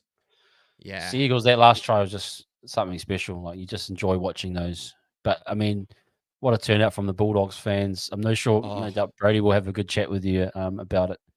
But man, that was an epic game too. Incredible game. I didn't think the Bulldogs would be able to lift to that level after the end of the season that they had, and obviously there was a talking point around that. And I thought majority of that game they lifted to a finals level that was comparative to a fairly good Seagulls side that had to pull it out of the fire at the end there. But shout out to the Dogs, a great season. There's a good argument though, like what's the better season, the 2024 Dogs or the 2023 Warriors? I think that we had the better season. Yeah, we did. We like you add in all the factors. You talk to the media, they have a different thing because obviously the Dogs being one of the best defensive sides and that, but people forget we're a top three. No, we were top three. Yeah, we're better defensive. We're better halves. Well, a better half. We just ran out of steam. Like maybe the Dogs kind of ran out of steam a little bit too. Like those last 3 losses or 2 or 3 losses. Yeah, and to lose to Manly twice within 3 weeks is kind of like that's a bad sign. But Manly can do that. Manly is. Yeah, like I said, I think they'll probably beat the Roosters as well this week. But I'm just taking that from like obviously seeing a lot of media sources obviously saying that the Doggies had more of a chance to make a grand final than the Warriors that season. I'm just like looking at it now going like, I don't see it, brother. I think that like we had the better chance. They were top. Well, they ended up being top 5. They could have been top 4, the Doggies. They could have had a home final the second week. Like it's their own fault that they kind of, we actually had better regular season than they overall did. And I'll put my argument in there. If they call Jaden Salmon the week got a dog, we might be, we might be in the finals run. But what I'm trying to say is like, they had really good moments, but you ultimately saw the flaws still of their game. Their kind of roster still. I mean, the Ado Carcane didn't help either. But yeah, it is what it is. Yep. But then, I'm kind of. I'll talk about that with Brody tomorrow. That's going to be a good chat tomorrow. The season. I know, but it was great seeing the Dogs fans. It's great when I love seeing for them. Like you love to see big clubs show out and represent like 50,000 at a as opposed to how many Sharks fans are there in the Shire? They want to play their final at home at Shark Park at 10,000. Come on, man. If you're not NRL, you just can't. You got to be a big club, man. You can't be, you can't be having 10,000 at a semi-final. It's just embarrassing. Finals games, yeah. But yeah, we'll leave it at that, guys. We'll catch you on the flip side. Thank you for 2 hours and 42 minutes. Woo. Too much for us, too much. But yeah, catch you guys. Next week will probably be the last all you can eat. Probably in terms of a members show as well, will probably be the last one before we go into other content. We might still do members for Pacifics. But yeah, we'll have a little break, and then after the grand final, we'll reset for Pacific champs. Yep. Okay. Thank you, everyone. Yep. Stay safe. Thanks again, Sash. Catch you guys later. Up the was. Peace.